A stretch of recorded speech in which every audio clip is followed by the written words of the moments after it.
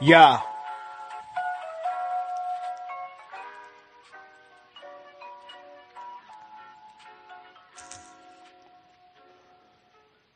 Welcome to D Free Sports, where the NFL and not the NBA take the stage and hold center court. This be your channel for live, insightful commentary, your one fat source for combat sports. I hope you keeping up, cause I don't wanna lose y'all. Free got the illest insight on boxing and foosball.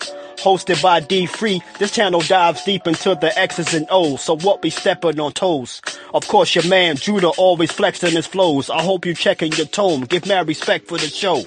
This ain't a channel for hate, you dudes ain't smooth enough, and if you cowards wanna debate, my man will chew you up. A lot of streamers be frontin', son, get your money up. He broadcasting live from the District of Columbia. Subscribe now and stay locked all season long, and bob your head to the music of my theme song. Yeah.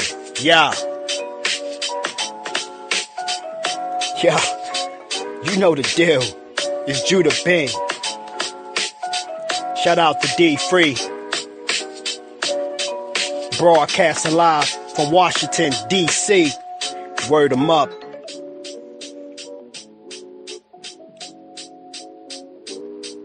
Yo, tune in. He going live.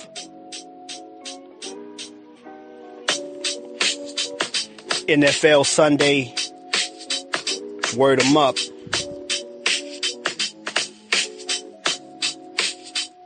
Yeah.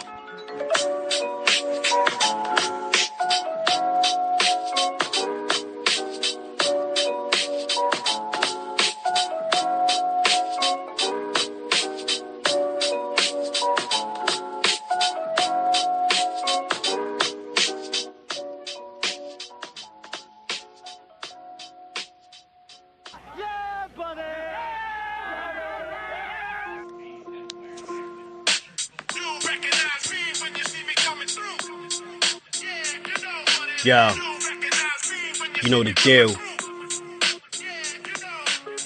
You nothing changed. Judah Ben. Yo. Here we go again to open up the show again. Suckers want to copy, so they try to wonder where we been. It's Thomas from the Bronx talking boxing, football and baseball and sometimes wrestling.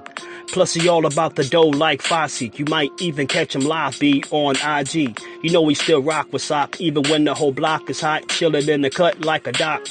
A lot of cowards, they act fake in a spot like they taking a spot, but imitators a pop. Tommy dropping out gems like a treasure chest. Every other week you might catch him with a special guest. Like the champ Keith Cologne, he's a regular. Took pics with Bud, so you better show him love. BVO and D Free playing safety. They blocking all nonsense. Sonny, change your conscience.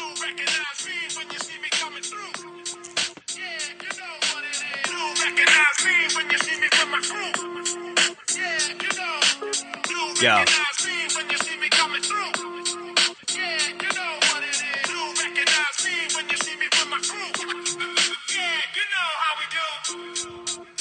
You already know the deal.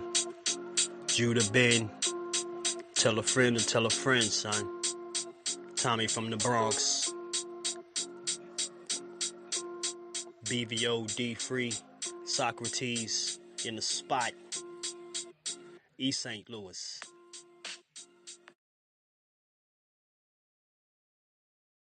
We are back, baby. We are fucking back. We're back. Classic. We are back. We are back. Yo, what's good? Happy Friday to everyone coming through and in the building and catching this on the replay. Hope everybody is doing well. It's a fight prediction show today. Boogie Down Boxing in effect. My man D Free is up in here. Shout out to the People's Network, the Sports Talk Network. Shout out to my man D Free. Go catch him live on his channel. He's streaming live right now from his platforms as well. You know, shout out to the whole Sports Talk Network squad. Shout out to the Usual Suspects 6. And shout out to you guys coming through in the building. We're going to talk a little boxing today. We got some good fights this weekend. And I'm pretty hyped for it. Pretty pumped up. Got some good matchups tomorrow night And in the afternoon as well, there's some fights also streaming overseas as well, I think, on the Zone. So first things first, what's good with you? My man D-Free is in the building. What's good, D-Free? We are back. What's good, man? We are back. Yo, we haven't done that in a minute, bro. Yeah, we back. You know what I'm saying? We Friday nights haven't been doing it that much. I'm trying to be come here and there and a little bit of something here, there, everywhere, whatever. You know what I mean? But yeah, man, pumped up, man. Big fight tomorrow. I think it's all headlined with the biggest fight out of all the fights is obviously OShaquieFoster taking on Raymond Ford. That is the headliner of all the fights tomorrow night. Some other intriguing fights as well, but that's the main one. That's the one we're going to talk about. We'll talk about some other ones, but that's the main one. We got some special guests that may pop up and may show up to the live as well. I sent the link to a couple of current fighters and ex-fighters, so they may pull up, they may not, but if they don't, we're going to be here and rock on. I may put the link in the chat a little bit later, and for you guys to come up and maybe cook and make your predictions as well. So D-Free, what do you want to lead off? We got MVP, we got Matchroom. I believe Biffle's fighting tomorrow also. I mean, where you want to lead off? Hey, I mean, we could talk about the fights that went on earlier today and some that's going on later. Because we got Robeisy back in action. No, that was big. I should have let you know this, and I should have made this a big thing. They canceled that fight. They canceled Robeisy's fight. MJ still in action tonight? Who? MJ. I'm lost. Who's that? MJ. The one that just fought. He fought Monster. What's going on, Big Early? Oh, okay. Yeah, that I don't know. I just know that the Robeisy fight got canceled because they wanted him to take an MRI, and then they were saying that it takes 3 days, and then they were giving him some runaround, and he went and got his own MRI, and they did it at the same day. He posted the results, said he was fine. He got he's okay to fight, but the WBC and the promotion or whoever's running the promotions, they declined the fight and they canceled it. Wow. Hey, Crazy, that's for Robeisy. So you got to wait a little bit longer to come back in action. Yeah, but nevertheless, we still got some other fights. We got Vasquez versus Brown later on this evening. Okay, I'm waiting for that fight. Comes on at 8:00. Well, the card comes on at 8:00. Okay. So that's gonna be a nice little fight right there. Vasquez versus Brown. We got a lot of fights, but like you said, the Foster and Raymond Ford is the headline. They from what I've been hearing, the venue is just about sold out. Mm-hmm. Yeah, it's out down there in Houston, right? So good for them. That's really good for them. I know a few people that are going to be in the building.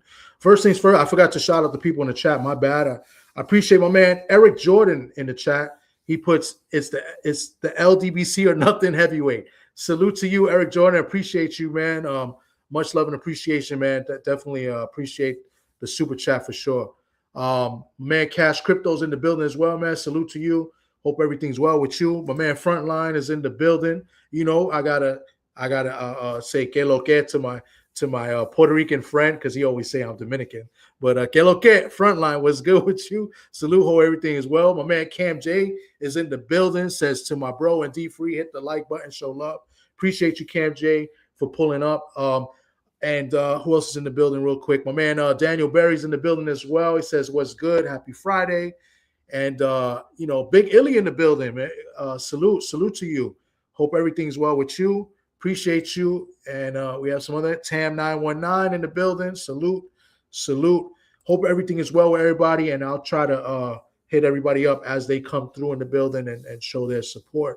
Put up, but we are going to drop the link later on for anybody who want to come up and talk their shit. And if my special guests arrive, meaning the pro fighters, if they do arrive, you got any questions for them, you guys can come up and speak to them directly as well. You know what I'm saying? So it's D-Freeze on the panel, but it's a free show. It's a free show for you guys to come up and participate as well as we talk a little boxing today. You know what I mean? So Hey, so did you wanna talk about the news that broke a couple of hours ago?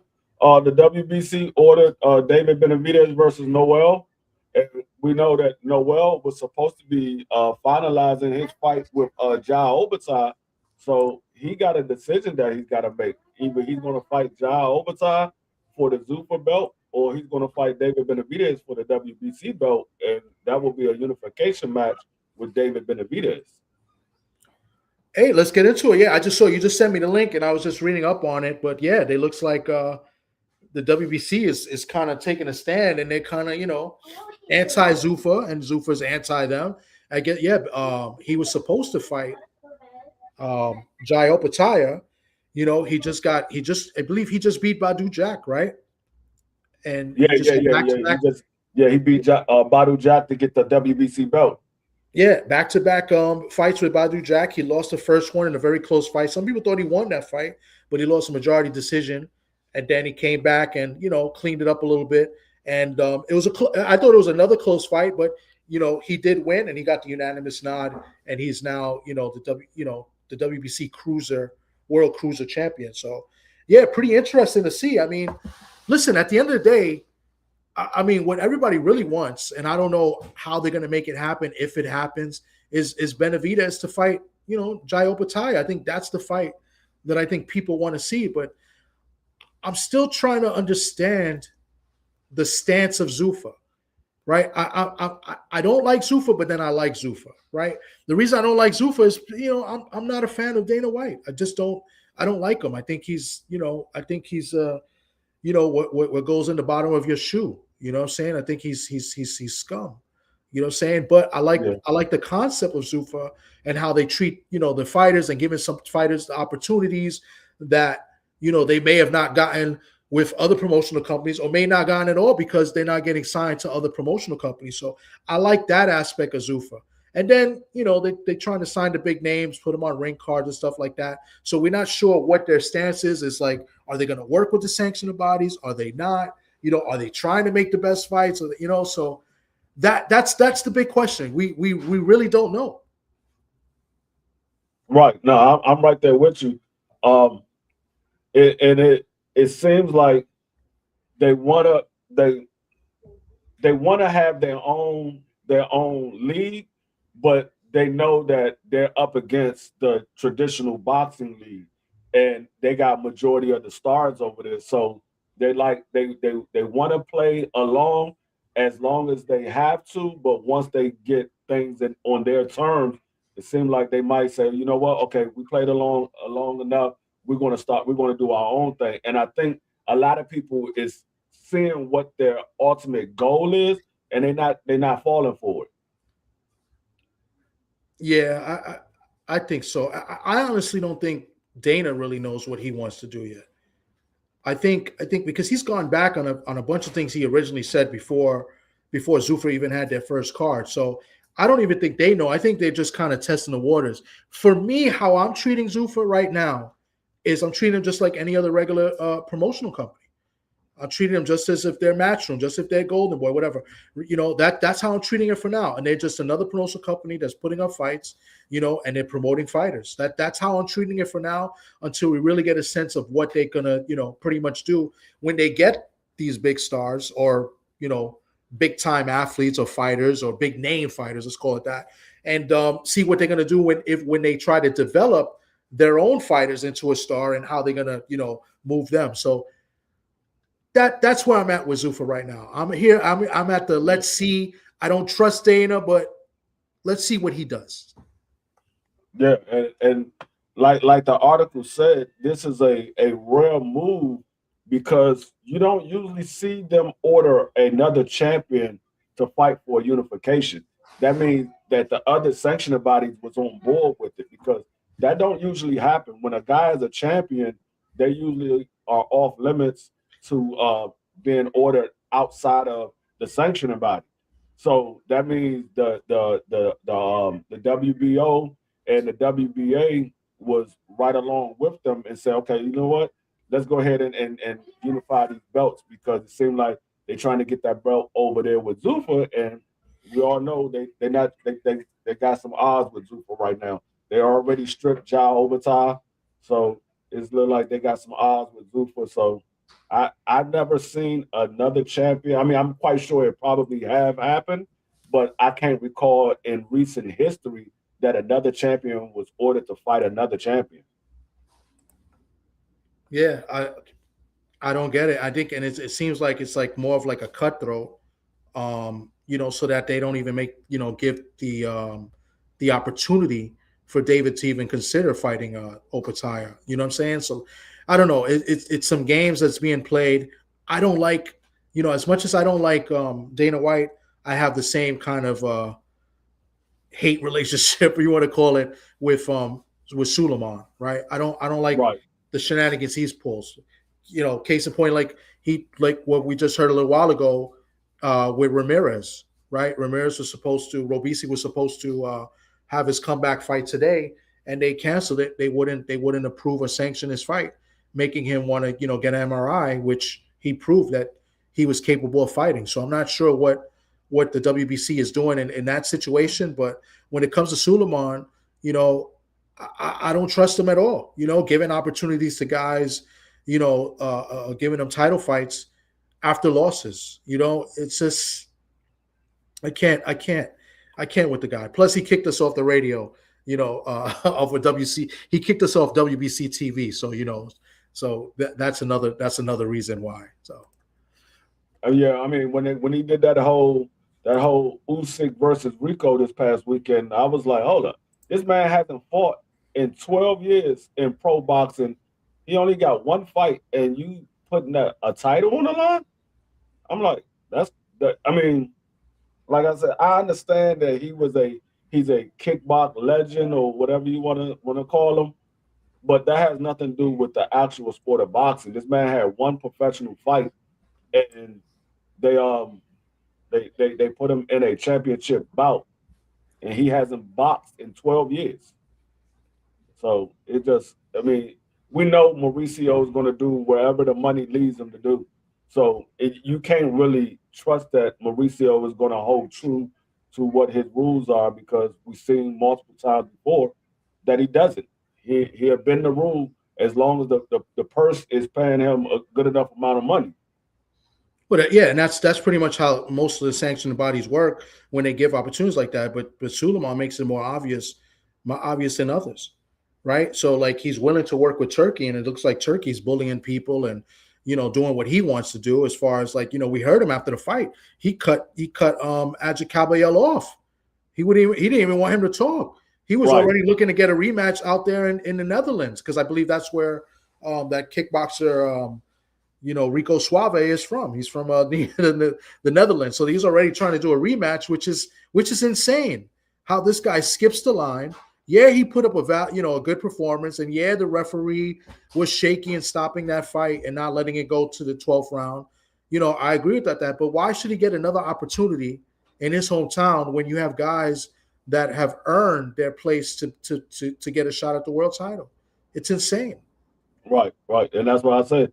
It doesn't make any sense for them to have a ranking system, because they don't follow the rules outside of the IBF. They don't follow the rules of the ranking system. I mean, you didn't see guys in the WBC, the WBO, the WBA, guys didn't skip ahead of a number one contender. And you're like, hold on, how is he getting a shot when you got this guy that's the number one contender, and he's been sitting here waiting? We saw that happen with David Benavidez for over a year and a half when he was the number one contender for Canelo Alvarez. And they allowed Canelo Alvarez to fight somebody else as a mandatory instead of David Benavidez, who's the number one guy. So, I mean, it's nasty work. But at the same token, it's like it's a war going on in the sport of boxing. You're either going to be with Zuffa or you're going to be with the traditional boxing. Yeah. And they drawing a line. They said, okay, John Overtime, you dropped the IBF belt. So right now you're not a champion in the sport of boxing. Yes, you're a champion in Zuffa. You have the Ring magazine, but a lot of people ain't looking at the Ring magazine belt the same way that they used to. So they're like, you're not a champion in the sport of boxing. You're going to either fight with Zuffa or you're going to have to come back over here and fight David Benavidez to get undisputed or get a unified title. We're not giving you no easy ground. Now, if they do go through with this WBC mandatory and this Noel fights David Benavidez, Jao Obata has no choice but to come over here and fight David Benavidez because he doesn't have the IBF, and it looks like they're not going to give it back to him. Mm-hmm. So he's going to have to come on this side of the boxing field and make that fight. Even though he signed with Zuffa, they're going to have to say, okay, either. And that was the thing. When Jao Obata went over there, he said that they was going to allow him to be able to unify the belts and become undisputed. But the first opportunity that he got, the belt was taken away from him because they made it clear that you either fight for the IBF or the Zuffa belt. And Dana White wanted him to fight for the Zuffa belt. Yeah, and that's insane. I think the Zuffa belt, it shouldn't be anything. I mean, the Zuffa belt is a made-up belt. Let's put it like that, right? They just came in, they're a new pretty much promotional company, a new company altogether, right? And they're making up a new title, right? The ring belt is what used to matter a lot. Now I don't know if it matters as much because back in the day, and you know, we spoke to the commish Gordon a couple of times, and he told us how, because he used to be, you know, part of the Ring magazine, and you know, he was I think a main editor of the magazine at one point. He was in charge for like a couple of years of it, and he told us how it used to work, where everybody used to mail in like their votes once a month, and it was all the sports writers, you know, kind of like the way they do college football. It was something similar to that. They all mail in their rankings, and that's how they determine who would be, you know, the number one, number two in the rankings, and you know, for the ring belt. Now, I don't think they do that. I think it's totally whatever Turkey says, and you know, the people that work for Turkey, you know, I think they make the decision on that, and it's not what's the word? It's not. I'm trying to find a word here, but it's not done in a way where it's fair. You know what I'm saying? Like, I think they just pretty much gather around and say, you know, this guy is ranked this way, that way. Yeah, you know, they do the pound for pound, you know? They do it off of favoritism. Yeah, pretty much favoritism. So, but back in the day, that's not how it used to work. You know what I'm saying? So like even the ring belt is not even as prestigious as it once was because of that. You know, I think we should get the commish back on so he can explain a little bit more better than I can. But he definitely said that's how it used to be, you know, back in the day. I know now it's, you know, you don't email in votes, you could do emails and you could do texts and stuff like that, you know, but this is like when he was doing it back in the day, you know, I believe like in the early 90s or late 80s, you know what I'm saying? So, but you know, it's just a sham now. So, and then the way Turkey's doing things, I saw an interview earlier today, you know, with Nova, and I was going to talk about this later when we talked about Ford versus Shock. But Nova said that he was pretty much threatened to fight Raymond Ford in his last fight. He said that. He said, I was bullied to fight him because basically if I don't accept the fight, then Turkey would never work with me again, pretty much. And he took the fight on 2 weeks' notice.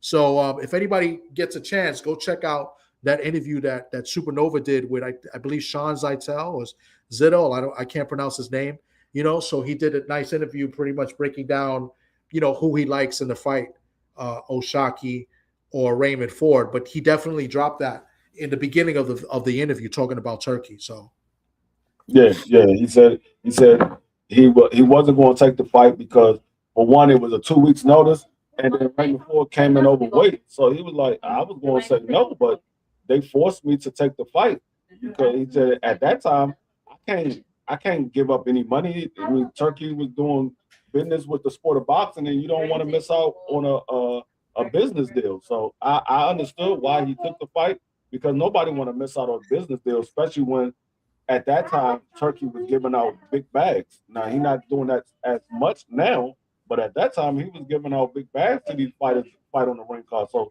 I understood why he took the fight, but at the same token, he let me know that he believed like O'Shaquie is a better fighter. He got more skills. He said he had his way with Raymond Ford in the ring. He can do what he wants. He said with O'Shaquie, it wasn't that way. He had to basically come up with a strategy to be able to do what he needed to do.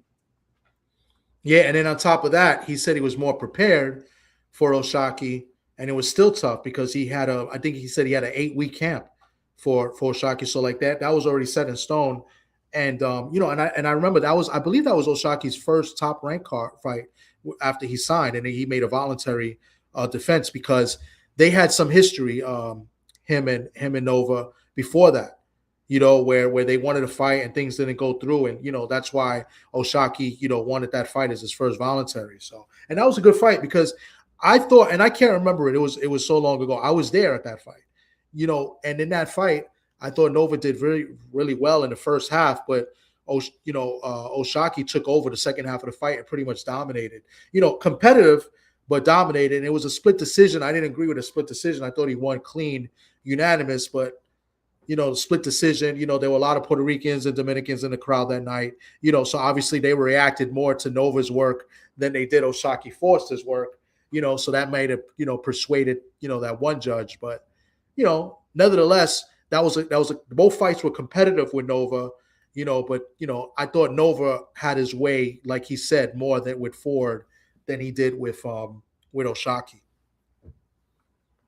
Yeah. But so let's get into the cards. Let's get into these fights. What fight you want to go over first? Let's go to the quick and easy one, just so we can mention it, because I don't even know if people know this is happening tomorrow. But Dimitri Bivol is back. He's fighting tomorrow. I don't know where this fight is. Somewhere in Russia, right? It says Ekaterinburg. I have no idea where that's at. I'm assuming that's somewhere in Russia. He's fighting this guy. He's fighting this German guy, Michael Eifert. I don't know anything about this guy at all. He's 13-1. He's got 5 KOs, 14 fights. And Dimitri Bivol, obviously, the last time we saw him was last February, where he won I believe a split decision versus Artur Beterbiev in that rematch. So what do you like in this fight? I mean, I'm glad to see Bivol is back, but he's fighting a nobody. I'm gonna go with Demetrius Bivol. Yes, he hasn't fought in about 15 months, and he's coming off of back surgery or some type of medical thing with his back. But the problem with this fight is, yes, he's coming off a 15-month layoff, but his opponent hasn't fought since August 2024. So he's coming off a 2-year layoff just about. So it's like, okay, this is a toss-up. Who you think it would be more prepared in this fight? And I will have to go with Demetrius Bivol. I would think he's the better talent. Now, if Demetrius Bivol opponent was a guy that was more active, I would be a little worried about Demetrius Bivol in this fight. But a guy coming off a 2-year layoff and you getting in the ring with Demetrius Bivol, yes, granted he has back surgery, but I still believe he's good enough to fight, or they wouldn't have cleared him. So I don't think the back is going to be a problem for him. Okay, and that's true. Yeah, he hasn't fought since 2024, August 24, and whatchamacallit, it's somewhere in Russia. It's the Russian Boxing Commission. Sounds like a Rocky movie, but Russian Boxing Commission, where in this fight, I don't know any of these guys on this card. I'm looking, there's a lot of Russians, so it's probably it looks like it's some type of tune-up fight for him, But I will say this. Let me ask you the question. The guy did have a win over Jean Pasquale. Does that matter? It mattered to. It would have, I should say, it would have mattered if he would have stayed active and he could have built off that win. But fighting Pascal, and then you turn around and you don't fight for like 2 years. that whatever momentum you had building on that is gone now. You didn't let that pass you by. So Shawa, who watches film on a lot of fighters, she says that Eifert is someone who fights domestic level competition. He doesn't sit on shots. He throws arm punches. So, and obviously, yeah, Pascal is a lot older. I don't even know why he's still fighting, but that was in 2023, I believe. But yeah, so I mean, I get it, as long as he's coming off of surgery. It's almost like a tune-up fight. You want to see if you're okay. You're gonna fight this guy. He's got a nice record, 13-1. It's a staple. It's a kind of like a busy fight. It's a matter of what you do after that. So I guess I'm okay with it.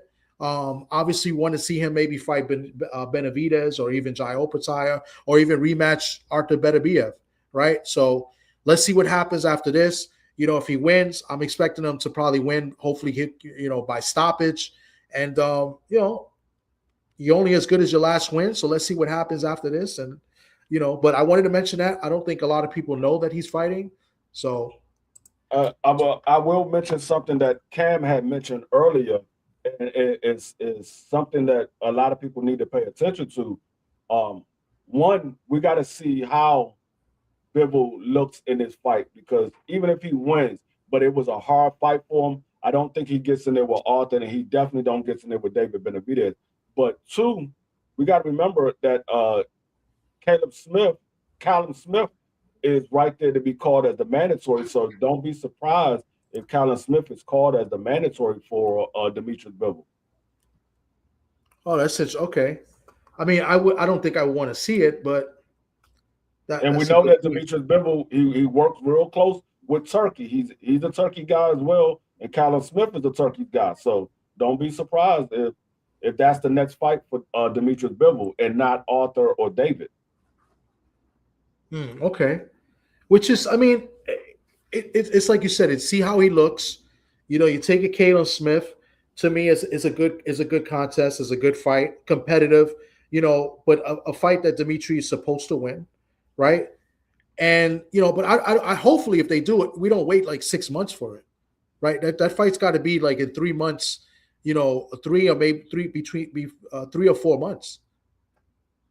Shower crazy. She said, no. She said, I even might make the back injury reoccur. Collins, all right. Well, he might have beat Morrell. He might have beat the Morrell we just seen. Yeah, he should have took that fight because he probably would have won that fight. Yeah. A lot of people are kind of down on Morrell, and rightfully so. But we have to also remember too is that he did win the first 8 rounds pretty much. He pretty much was dominating that fight, until the 9th round. Yeah, I mean, he played around. Exactly. That's the cardinal sin when you in the sport of boxing. You don't play with your food. You finish the whole plate and get it over with. There's no need. You don't get paid for overtime. There's no need of playing around with your opponent. If you can get him out of there, you get him out of there. Yeah. Speaking of light heavyweights, the guy that I really want to see in action, we haven't seen him since like Fight of the Year candidate, Najee Lopez. That's the guy I want to see get there with the big name fighters. Najee Lopez, obviously, Boricua, right? I like my Puerto Rican fighters. He's in Atlanta right now, trains and works in Florida. Trained by Mark Ferret. But Najee Lopez is a guy I would love to see him in there with like a Bivol or any of them light heavyweights. So, maybe a Buatsi. You know what I'm saying? So that's a guy I would love to see. Najee, the only thing about Najee, I need him to work on his defense and work on his head movement. Yeah, he leaves his head on the line and he gets hit way too easy for my liking, especially fighting the upper level of light heavyweight. You get in there with a guy like Demetrius Bivol or a guy like Arthur or a guy like David Benavidez, and you getting hit easy, it's not gonna pay out well for you. Yeah, I agree. I mean, he fought a guy in Gallego who's very competitive. We saw Gallego beat Khalil Cole, and then we saw Khalil Cole return and beat him. He's been there with competitive fights. I think he got a win. I believe he has a win over Kevin Newman as well. So, I mean, it's not like he fought a guy that, was a ham and egger, right? Like who Bivol's fighting tomorrow. He's fighting a ham and egger. He fought somebody competitive, but you're right. He's got to work on some things. And I think he's still learning. He's still learning. He's still learning. Young in the game. Yeah. He's still young. Yeah. So I'll go from there. I don't know if you want to talk about the other cards. I was thinking about heading over to the MVP card. I don't know if there's something you want to mention at any of the other fights. No, I mean, whichever way you want to go, I'll follow suit. Okay. So let's go to the MVP card. MVP's got a card. I believe they're fighting in Texas. I want to say El Paso, Texas, right? So it's a big fight. The main event, Stephanie Hahn, who I believe is from El Paso as well, right? Or in that area, and she's taking on Holly Holm. This is a rematch. They had a fight not so long ago where Stephanie Hahn won a technical decision. She pretty much was dominating the fight, right? Yeah. But it was a headbutt. They had to stop the fight. She still got the win. It went to the 7th round. Not sure why they doing a rematch. I guess because of the headbutt. But I felt like she was dominating the fight. And guess what? I think she's going to dominate again. I think Holly Holm is from like New Mexico, which is not far away. So, so that it's a good fight for her. She's well known. She's a former champion, former, UFC champion as well. But I think she's a little bit too old now. You know what I mean? Yeah. And I don't know what she can do different to pull off the upset and to become, champion again. Yeah, and that's my thing with this fight. I don't think the best years for Holly Holmes is behind her. The last fight we seen her in, she looked like a older fighter. She don't look like the same Holly Holmes that we used to see. So I got Stephanie winning this fight by unanimous decision. I don't think it's going to be close. I think it's going to be competitive the earlier rounds, but I don't think this fight will be close. I think she's going to win easily on the scorecards. Yeah, I agree too. Yes, Shower. He was supposed to fight Beterbiev. They came close to fighting, and then I think Beterbiev pulled out of that fight, so that he was going to get that opportunity. I think that was kind of like a blessing in disguise. I mean, I don't know if he was quite ready for Beterbiev, right? Yet. I think he would have gave him a run for his money, but I don't know if he was quite ready. So maybe that might be a blessing in disguise. But yeah, he was. I believe it was early last year that they announced he was on, and then all of a sudden it kind of like Beterbiev went a different route. But yeah, I agree with you, D. Free. I don't think Holly has anything for Stephanie. Stephanie at the weigh-ins, they look good. Both of them, Stephanie looked really good. Stephanie's very active. I believe she's a sheriff or a police officer down there in El Paso. So, that's like her side job. She's kind of like you, D. Free. You know what I'm saying? You always active, Yeah. Hey, you gotta stay busy.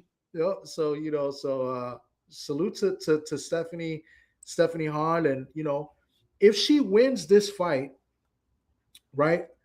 I wonder if there'd be a unification fight they could work up, because we know Alicia doesn't want to fight Caroline, right? From what we've been hearing, where she doesn't want to fight Caroline, but Caroline is a champion up there. She's ranked number 1 in BoxRec as far as in the lightweight division.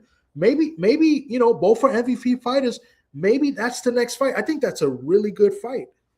Shame on Alicia not taking that fight, because I believe they could sell that fight and make a lot of money, right? Listen, Alicia, I was at Alicia's last fight. They probably had 2,500 in there. Fighting Caroline would get you bigger numbers. So, maybe if Stephanie wins, maybe Stephanie and Caroline Dubois can have a fight and make a trilogy out of that. What do you think about a possible fight between Stephanie Hahn and Caroline Dubois? I like that fight.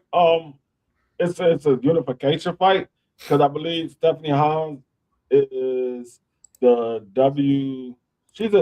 is she the WBA or the WBO? I believe she's the WBA. Okay, WBO champion. So that would be a unification. Yeah. So I like that fight. I mean, yeah. Anytime you can collect another belt for a young fighter that has goals to be undisputed, or at least make a name for themselves, it is always a good fight. And I don't think Stephanie Hahn is a bad fighter. I think she's a good fighter. I don't think she can deal with Caroline Dubois, but I think it'd be competitive. Yeah, I agree. I think listen, I think Caroline is good. I think she's still learning some things. I don't think she's great. Listen, you guys gonna hate me, but I still have Alicia beating Caroline, right? I think Caroline is getting better, but I still have Alicia beating her. And I can see Alicia dropping Caroline, but that's for another day, because it looks like Caroline doesn't have the same. It looks like Alicia doesn't have the same belief or faith that I have in her as she does in herself, right? So to fight Caroline, that's what I believe. I think Stephanie can give Caroline a good fight, and I think they can make a trilogy out of it. I think I think Caroline is still learning and still getting better, but Stephanie is just as good. So I would love to see how she performs against Holly Holm and see if she could win, more impressively than she did in the last fight. And we'll see, because Stephanie, I believe Stephanie's a little bit taller as well. So I don't know. I don't know who I would pick in that fight. I don't think I'll be quick to pick Caroline. And oh, by the way, Caroline is the WBO and WBC champion, and Stephanie's the WBA. I'm not sure who has the IBF. Yeah, I'm not sure who has the IBF neither. Yeah, that I'm not sure, because but it'd be nice if Caroline could unify and maybe be undisputed. You know what I'm saying, as well. So, but that's what I'm looking for. I want to see Han fight Caroline if or let's put it the other way. I want to see Caroline fight Han if Caroline can't get Alicia in the ring, right? Because I want to see her fight more tougher opposition, as well. She had a tough fight with Harper, and she won unanimous decision. She won clean. I thought Harper did some things and made her work a little bit, as well as when she fought Shin in the fight before that. So Caroline is getting better. She's young. She's 25. Stephanie is 35. Yeah, so, Stephanie got about 2 inches. Stephanie is 5'7.5". Caroline is 5'5.5". Yeah, and we don't know how much more she has in the tank also. So that's another thing. She's 35 years old, and Caroline is still young and in her prime, and probably haven't hit her prime just yet. Yes, Caroline is 25. So yeah, she's a young lad in the sport of boxing right now. Yeah. So hold on, let me see. So on the card as well, we have Amanda Serrano is back, and for the first time in a while, she's not the headline. She's not the main event. So yeah. Amanda Serrano, she's taking on I believe this girl's from Germany, Cheyenne Hansen, 17-2. Amanda Serrano, 48-4-1. Who you got and why? And I'll add another one to this. What are you expecting to see from Amanda Serrano in this fight? I got Amanda Serrano, of course. Amanda Serrano is a much more experienced than this lady. I've seen this lady fight, I think, like once or twice, and she really doesn't have much. She's a decent boxer for a woman, but when you went there with a lady like Amanda Serrano, you can't be decent. You got to be good, because Amanda Serrano is not a typical female boxer. I got Amanda Serrano stopping her within 5 rounds. I don't think this gonna last. I don't think this fight gonna last long at all. What's going on, Cam? I don't think this fight gonna last long at all. I think Amanda Serrano gonna stop her within 5 rounds. If you go watch this young lady fight, you're gonna understand why I said that. Because you've seen Amanda Serrano fight many times before. Go watch this young lady fight. You're gonna be like, oh yeah, I don't see this fight going long. 5 rounds. Wow. So let me double check something here. I'm not sure. Are they doing 3-minute or 2-minute rounds? I think it's 2 minutes. I think 2-minute rounds. So it's going back. So the pace will be a little bit quicker. So wow, 5 rounds. I don't think this girl's ever been stopped either in the 2 losses. I like Amanda Serrano. I like her to win big here. Her last fight, I thought she took way too many punches. She that trilogy with Katie Taylor took a lot out of her. She's getting up there in age. I still like her to come in. She looked good at the weigh-in today. But it's something, I don't know if it's because I'm just worried for her and I'm afraid of seeing her lose, or I don't know, with Amanda. I think it's time she calls it quits, but she wants to keep on fighting.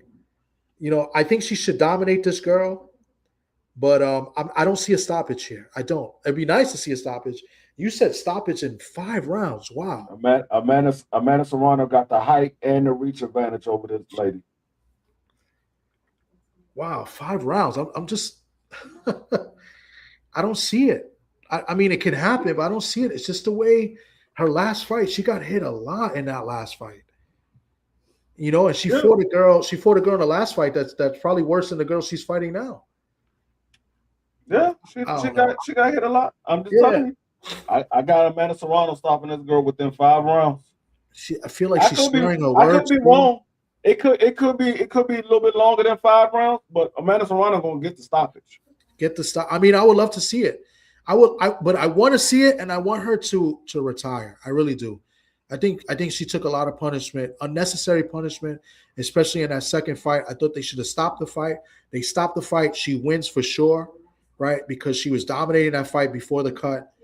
You know, and then maybe the third fight doesn't happen, or who knows. But the third fight, they fought totally different. She tried to box Katie Taylor, and I felt like she didn't want to take any more punishment. You know, I don't know. I like Amanda Serrano to win a unanimous decision. You know, maybe she drops her once, but I don't see a stoppage. I don't. Does Amanda Serrano go down in weight? Because this is at 125. No, it's featherweight. This is where she was at. Remember, she went up to fight Katie Taylor. I mean, well, 126. Yeah, it's a featherweight. I thought she went down. I thought she was at 130.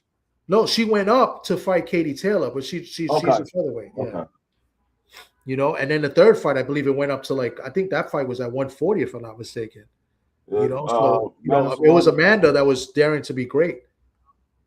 You know, Amanda Serrano, she fought at Katie Taylor at 135, and then she fought Katie Taylor at 140. The first fight was at 140. The second fight was at 135. Yeah. Then she fought Stephen Morgan at this says 136.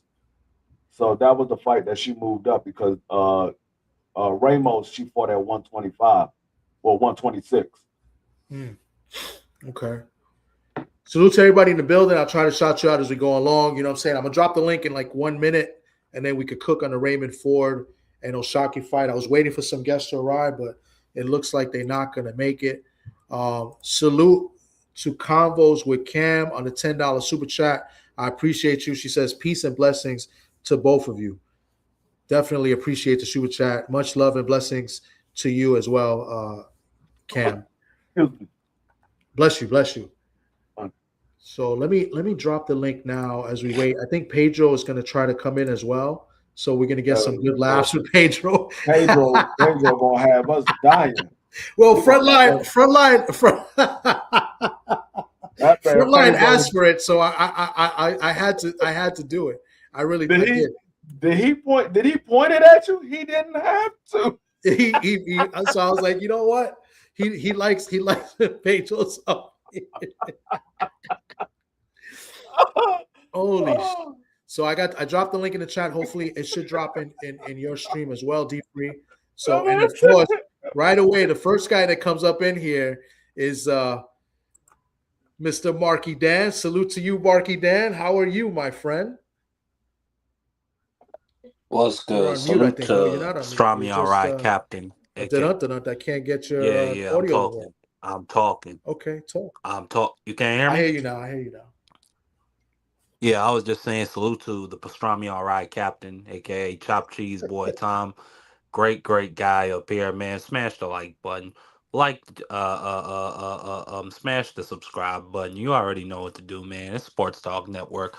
We got Old Man Frilio, a.k.a. D. Frilio, a.k.a. Detective Free.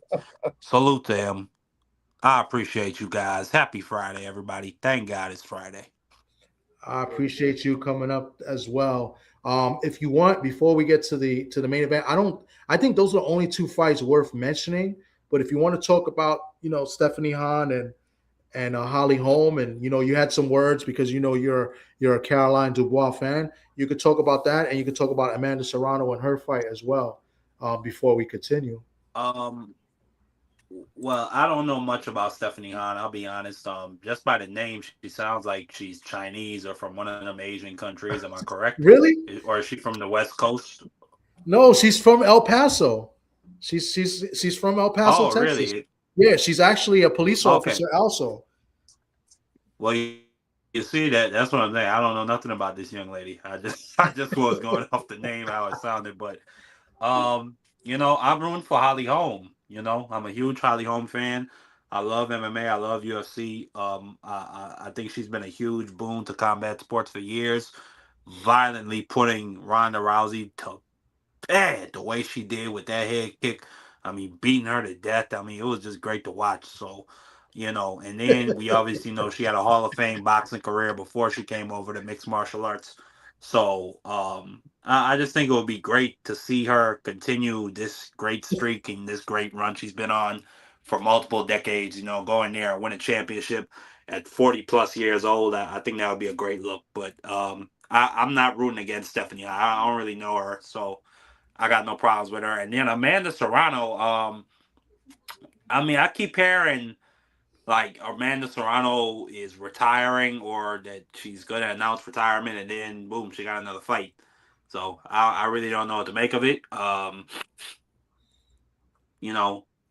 think she had a couple other fights after the Katie Taylor outclassing, right?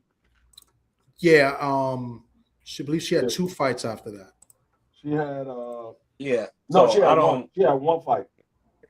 She had It was one fight, yeah. the last fight, then Yeah. the last fight where she fought, and I think the first one that she fought, because she was originally supposed to fight somebody else, and then she popped dirty. I can't get her name off the top of my head, and that this girl was a substitution, like a replacement fighter.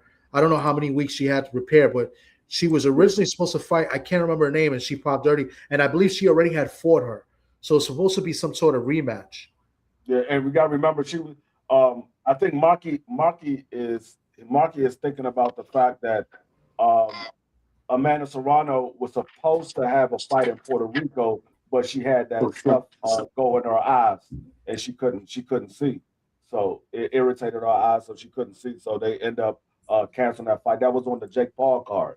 She was supposed to when Jake Paul had that fight in Puerto Rico. She was supposed to be the co-main. Yeah, but I expect Amanda Serrano to do what Amanda Serrano does. I mean, she's at probably, well, I don't know if it's a much more comfortable weight class or just, I don't know, maybe she's bigger at featherweight. So, yeah, I expect her to put hands on this girl, whoever she is. I don't know the names. I'm not trying to pretend like I do. Okay. That's right. Yeah, I think it was, I want to say Erica Cruz was she was supposed to fight because she fought her already.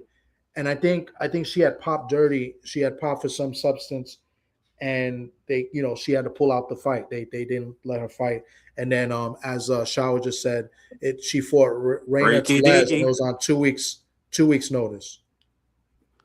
So, and then with that 2 weeks notice, she actually gave a good showing against Amanda. Amanda won, but she was landing easy against Amanda as well. So, yeah, Erica Cruz. Thank you, Shawa. Erica Cruz. So, yeah, she had. What I want to know is, when is Fedora's sister gonna show some lady nuts and move up to 120? Yeah, to move up to one of them weight classes where you really got names. Yeah, because I heard she's planning to move down. Now, if she fight that Japanese girl that fought on the Giza Pyramids card, I wouldn't be mad at that. That girl is a real tough out. At least from what she's I've good. seen. Like, yeah, she fights, I think, at the next weight class, if I'm not mistaken. So she's she fights at a bigger weight than Gabrielle, but I think it's the next weight class. I think I'm not. I too thought sure. she was one weight under Gabrielle. That's crazy. Really? Or maybe I'm wrong. You might be right. You talking about the one that fought last week? Yeah, that she used to be with Hiroto. Yeah, she used to be with Mizuka 360 Hirota. Promotions. Oh yeah, that was the one that fought last week. I forgot what weight that was. I forgot what I think it was Superfly. I remember I think it was watching 115.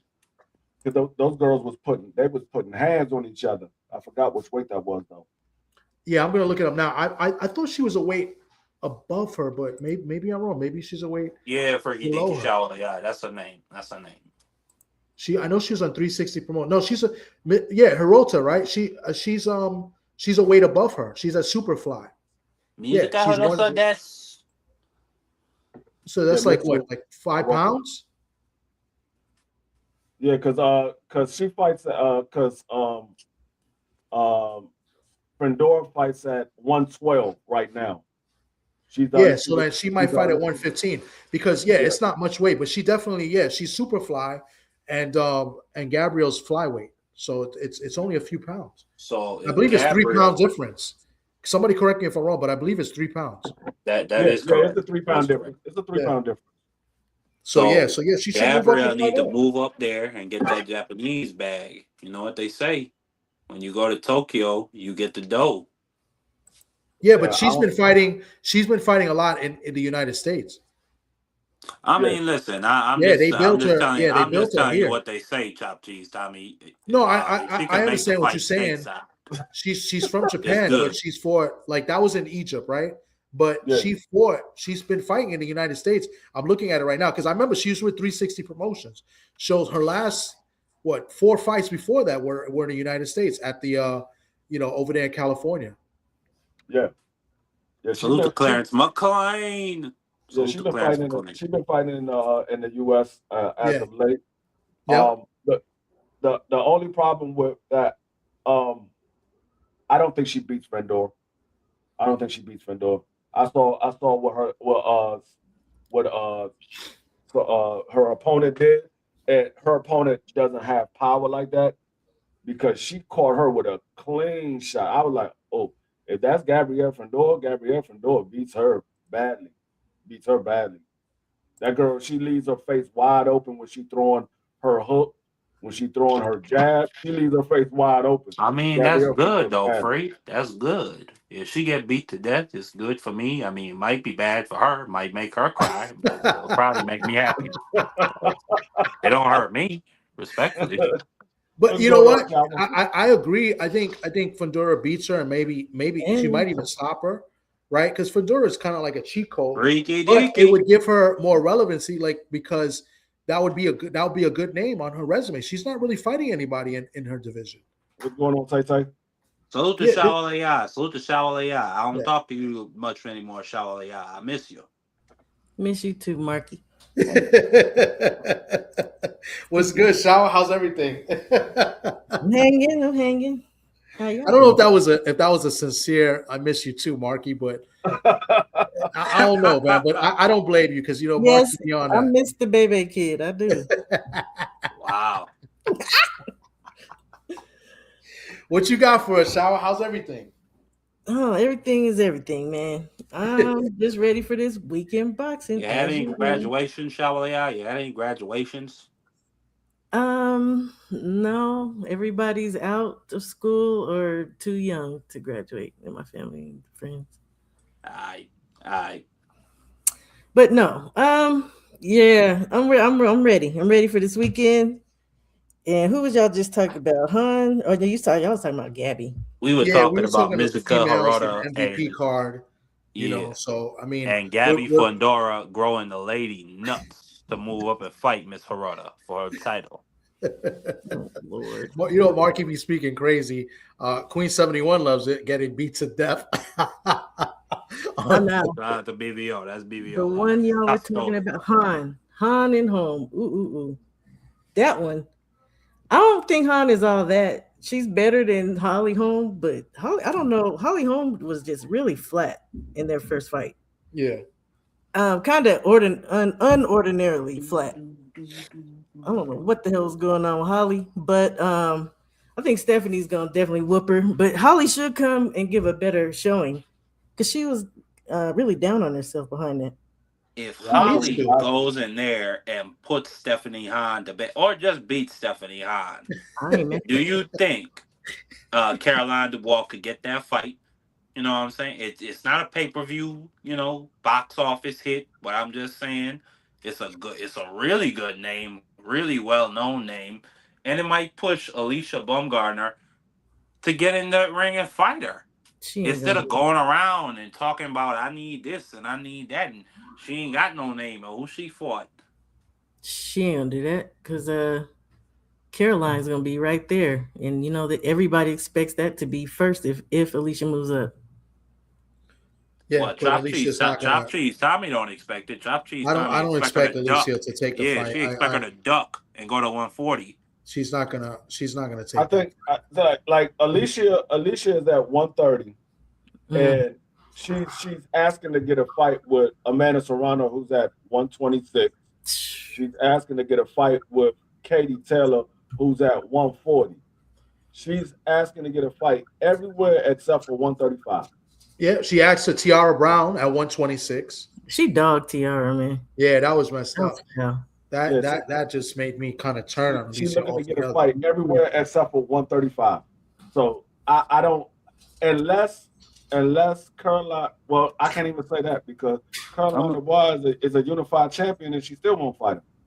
I'm gonna tell y'all why. I mean, the last time I was up here, you remember, Shawalia, I told you that I had a connection back in the mother country, back in the old country, who told me that she had looked into the omens and that Dubois had powers protecting him.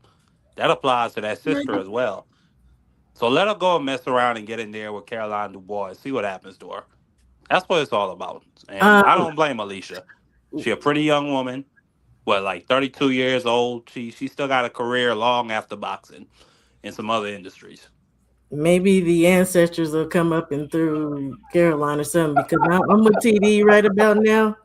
Based on her past 2 fights, and she claimed she was sick, Caroline just didn't really perform up to snuff. And AB's kind of on an up trajectory as far as her performances since she's been with Derek. So I don't know. Yeah.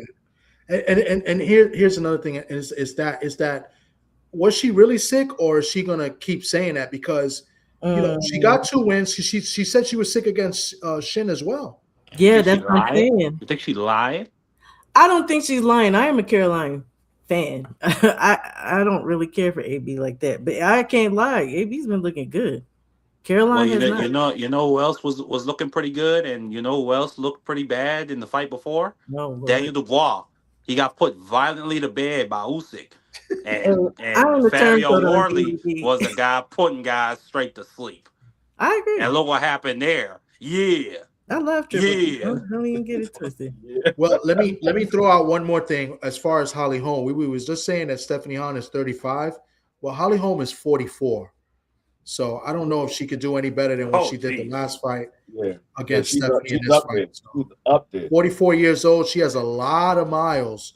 Like this is not a, like Stephanie has been competing, but she hasn't really been competing like a Holly Holm in 2 sports. She has a lot of miles and she's 44. She's got a lot of wear and tear. So I don't expect her to do anything much better than what she did the last Well, fight. I'm going to ask you a question, Chop Cheese Tommy. And it's a question I ask to Frilio all the time. Have you ever heard about the greatest story ever told? It's called a 45-year-old George Foreman putting Michael Moore to sleep. Oh, God. Okay. Holly Holm ain't too far away from that age, but I'll leave it at that. Go ahead. Hey, I'll put it this way, Marky. I'll make it a little easy for you and everybody in the chat, everybody watching. The only chance Holly Holm has, if they say it's okay for her to kick, and maybe she could get a kick in like she did against Ronda Rousey. Well, Other than that, she has no chance. If she could throw some elbows like Benavidez, I think she got a chance. That story, Marky Dan, is when George Foreman came back at 45, he didn't look old. Holly Holmes looked old. She did. She looked old. George Foreman didn't look old. So there's a difference. George Foreman got beat to death.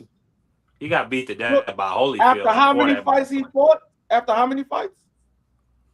Like 25 or 30, like something like that. I'm talking about when he came back.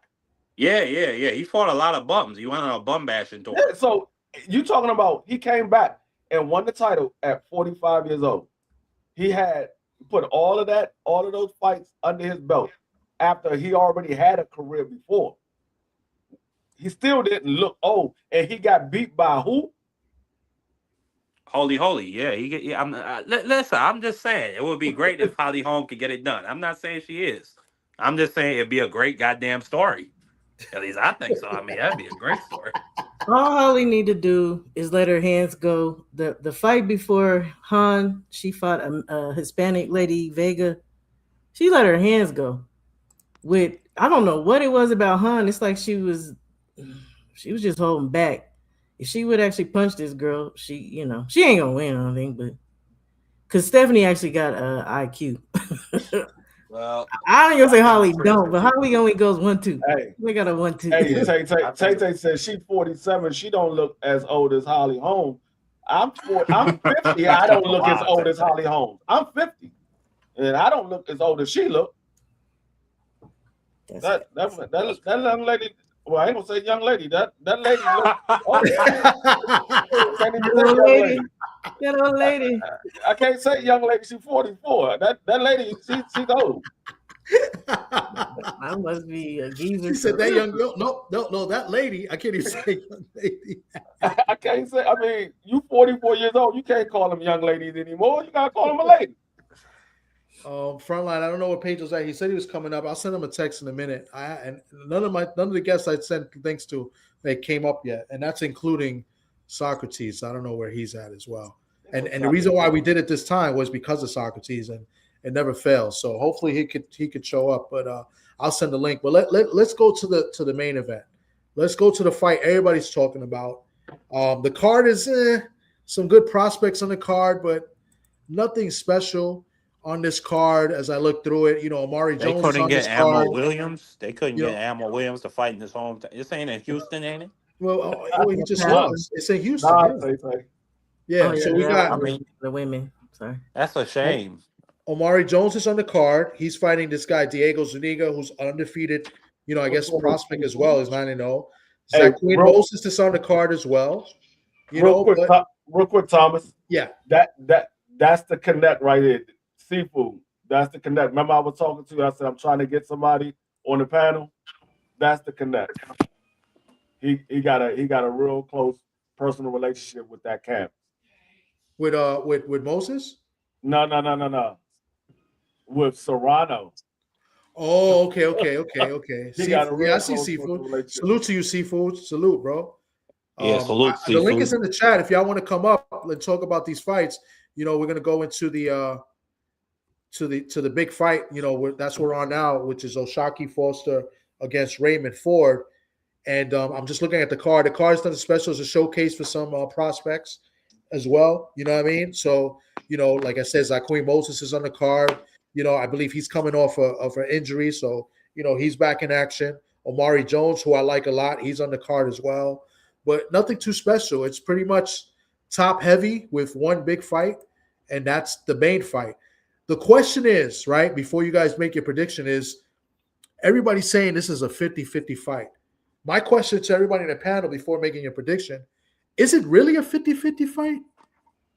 No, logically, it should probably it's more realistically like 60-40 because OShaquieFoster, even though Raymond Ford is talented and he has a lot of attributes, he has speed, he has power. OShaquieFoster has speed. Also, he has great timing. He has great power. He's bigger than Raymond Ford. He's been at that weight longer, and he's fought a lot of established guys. I mean, he fought Conceição. He beat Ray Vargas, gave Ray Vargas his first loss, beat Rocky Hernandez in Rocky Hernandez's hometown, beat Abraham Nova with an actual training camp.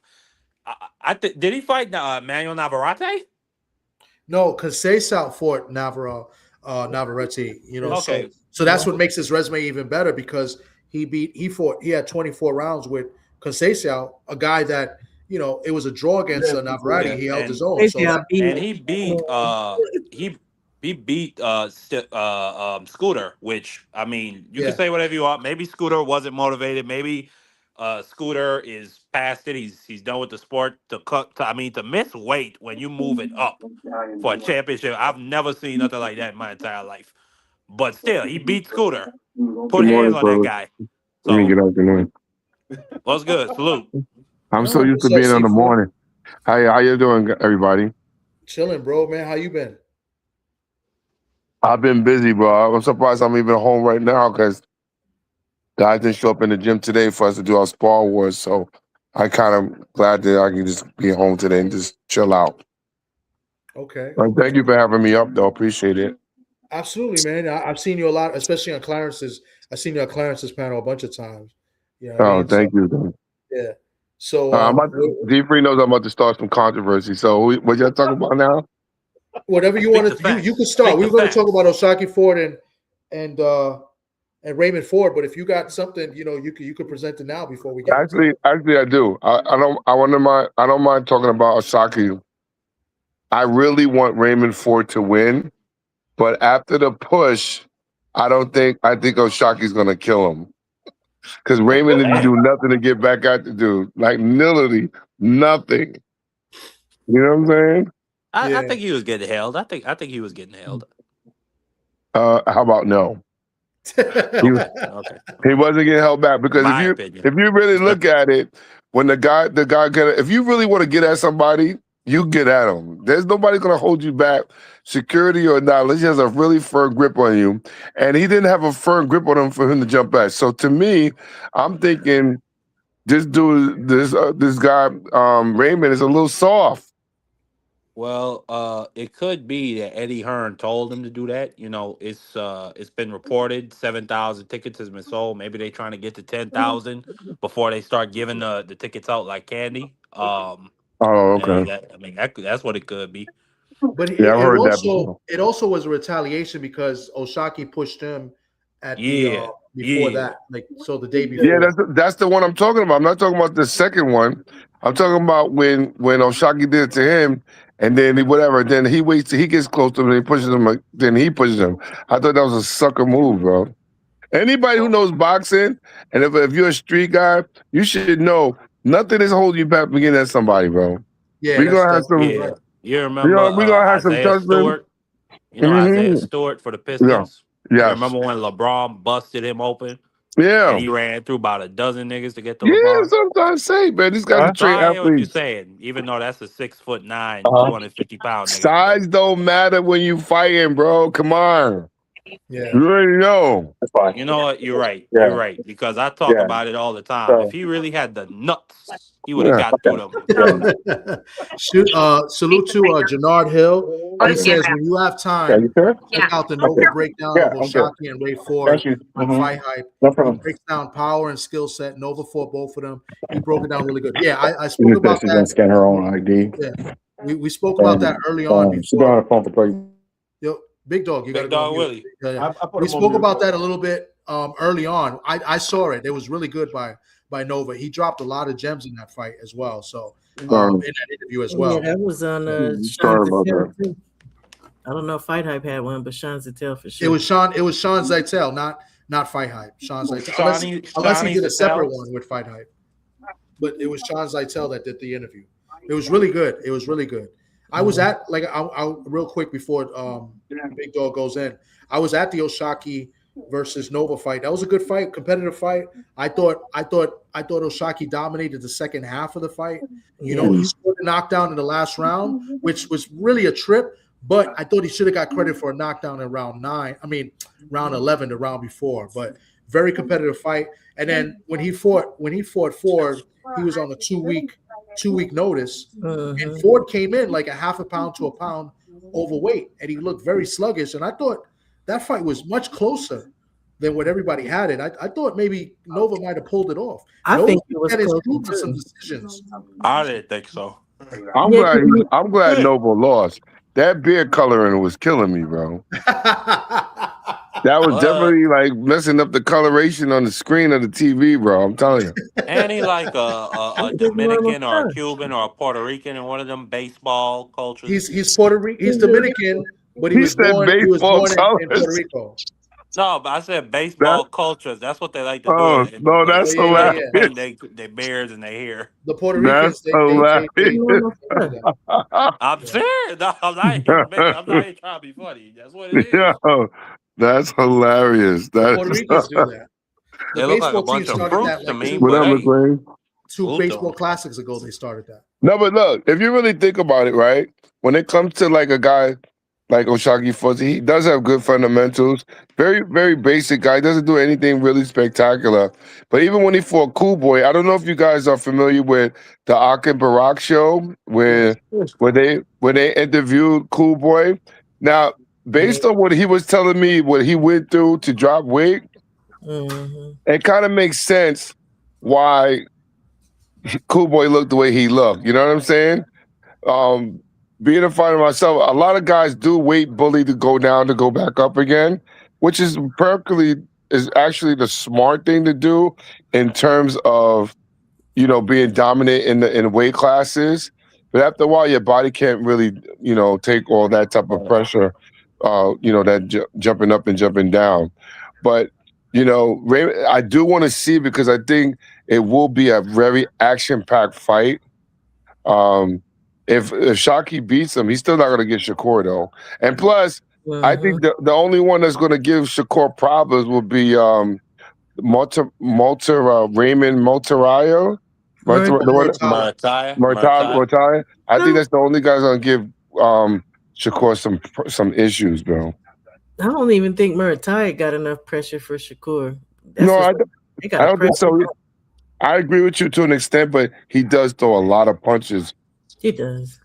I mean, but Willie, the vibe that I'm starting to Willie get. Boy Zapata threw a lot of punches, though. I'm starting to get a little bit of the Lamont Roach versus Tank Davis vibe between O'Shaquie and Shakur.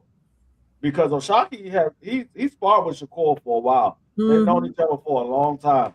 So I'm starting to get a little bit of that vibe. Maybe he knows how Shakur fights, and it can be a difficult fight for Shakur. I think Shakur still will ultimately win, but I think it can be a difficult fight for Shakur because O'Shaquie knows Shakur well. That's the vibe that I'm getting.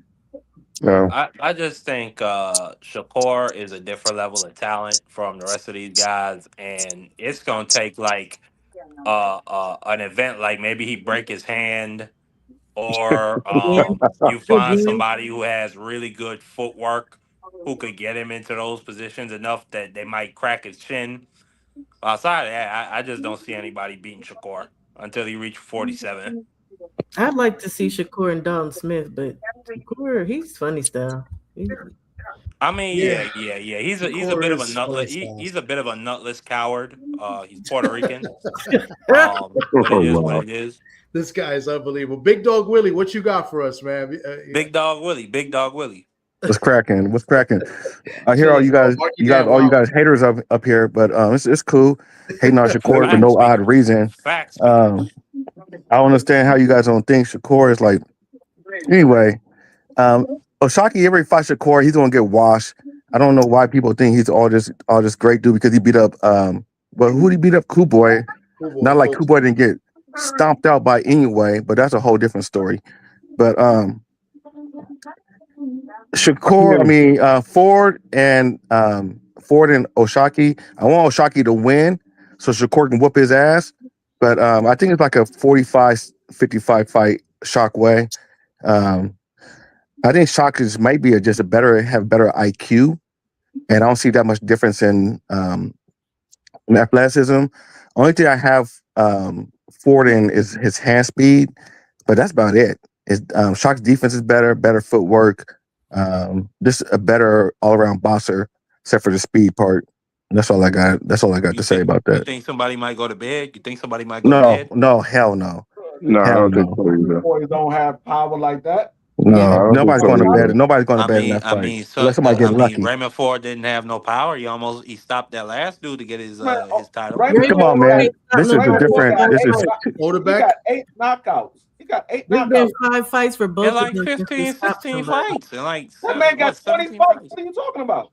Oh, okay. Well, it's a different caliber opponent too. This is a different caliber opponent. This is a whole different.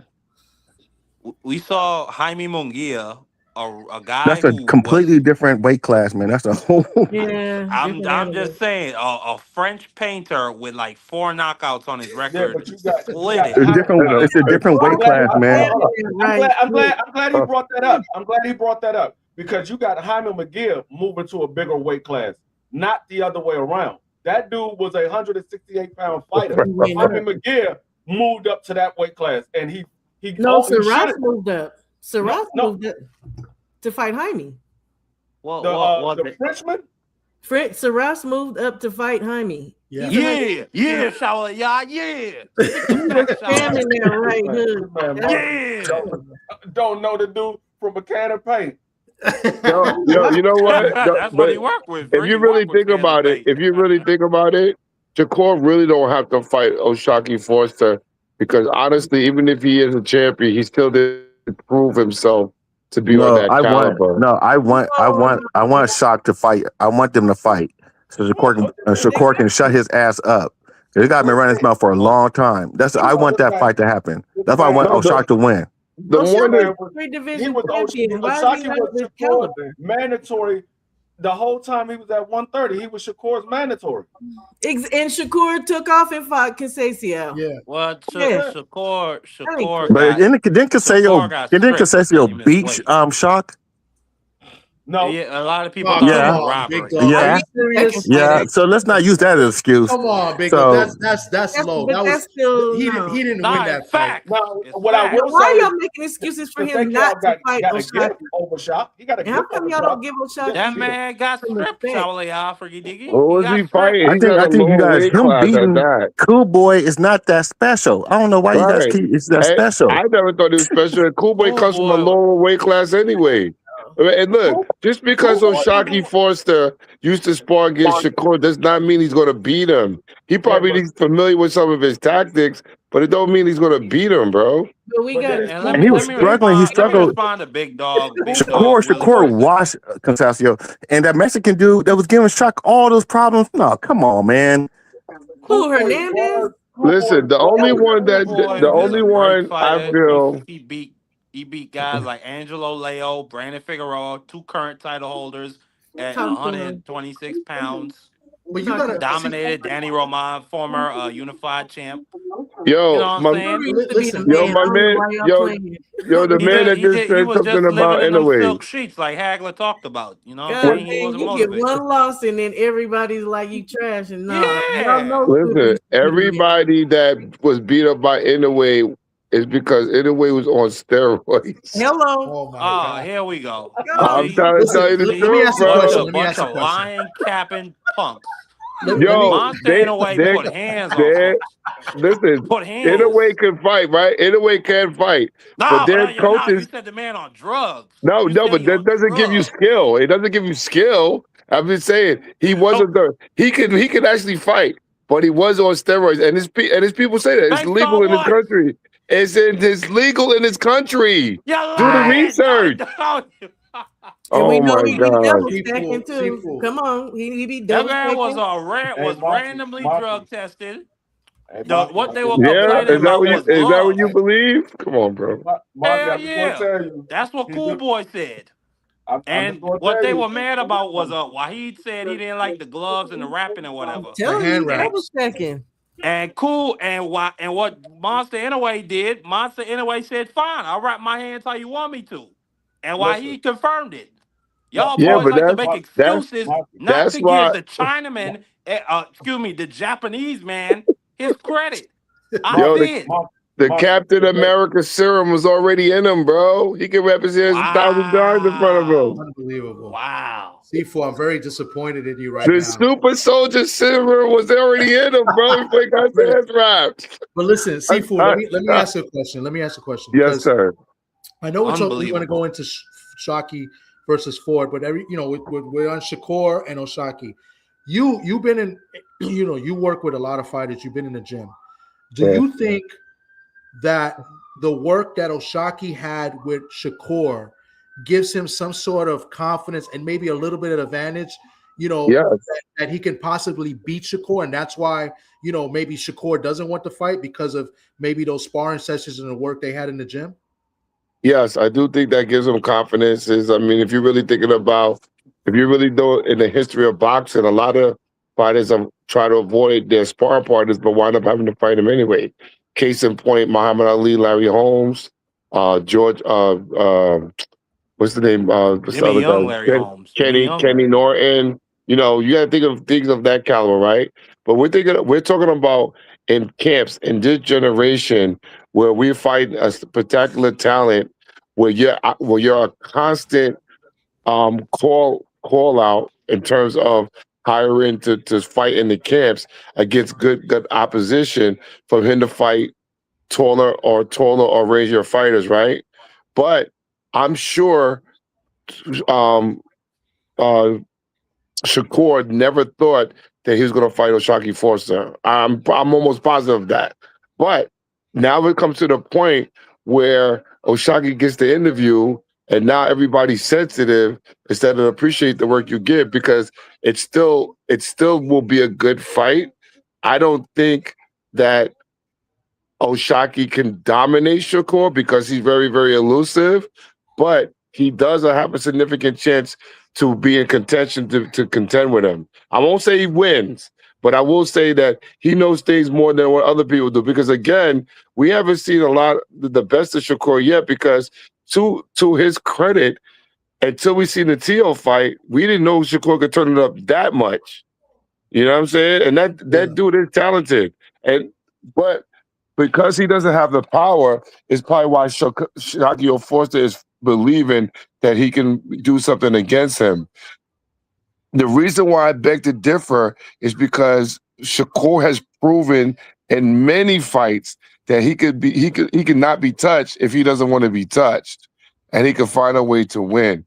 So the only person I think that will give is the guy Mortalayev, or what is, I can't even pronounce the guy's last name. Murtala. Okay. Him and Tank. There's the only two guys I think that can give him problems. But other than that, will he put it off? Possibly, because he knows how to run, maneuver his feet. And I've been around a lot of talents in terms of pro fighters and seeing stuff like that. I've even sport world champions myself. And I'm telling you, when you dissect the person in terms of sparring partner and fighting them, unless they are an extremely hard puncher, which honestly, power has nothing to do with skills, it does make a difference on your confidence coming into the fight. Because they have to understand sparring is different than actual fighting. But to some people, they really fight harder in sparring than they would in a real fight. So that's almost like a 22. But Shakur is an extreme talent. I mean, that guy is so good. In the fact that he goes around and spars other people, different weight classes, is a bonus to his skill level for guys that's in his weight class. Yeah, I mean, and Seafood will know about guys sparring harder, and fighting harder and sparring than they do in a real box, because one of Seafood's favorite fighters, Richardson Hitchens, he fight hard in sparring, but he don't fight hard in a real box. I've heard the same thing about Hitchens. I'm telling let me tell you, a few weeks, like maybe a month ago, I mean, Richard Hitchens comes down our gym often, right?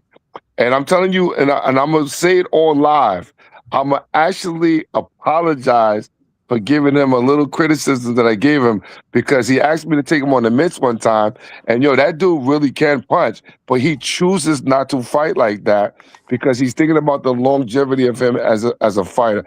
When he told me that, I respected him for that, because I used to wonder why he never took risks. And now I know why. I heard from a real good, but actually I saw the video. He let Tank kiss his gloves before he do mitt work and sparring. I don't know about all that. That sounds gay to me. But all I can say is that I don't know. I don't know. That sounds real gay to me. But I mean, I'm just saying that's like why I formed my opinion about Richardson Hitchens from. I'm just being honest. Let me tell you, Africa is a very, very, very good fighter. Very, very good. The only one I feel that he told me himself that will give him problems is Shakur. He said he just can't figure that guy out. That guy's that good. And again, Africa is a complete package. He just not considered a big puncher because he doesn't choose to fight and to go in there and fight. He just chooses to box him and break a guy down. But he does have good power, though. I will say that for a guy his Lemos then almost put him to sleep. Something nasty.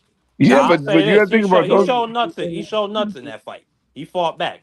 He came back to it. He had no choice, because that fight took him off guard, because he wasn't expecting him to be like that. It's different when you see a guy on TV and then you go in the ring with him. It's really different.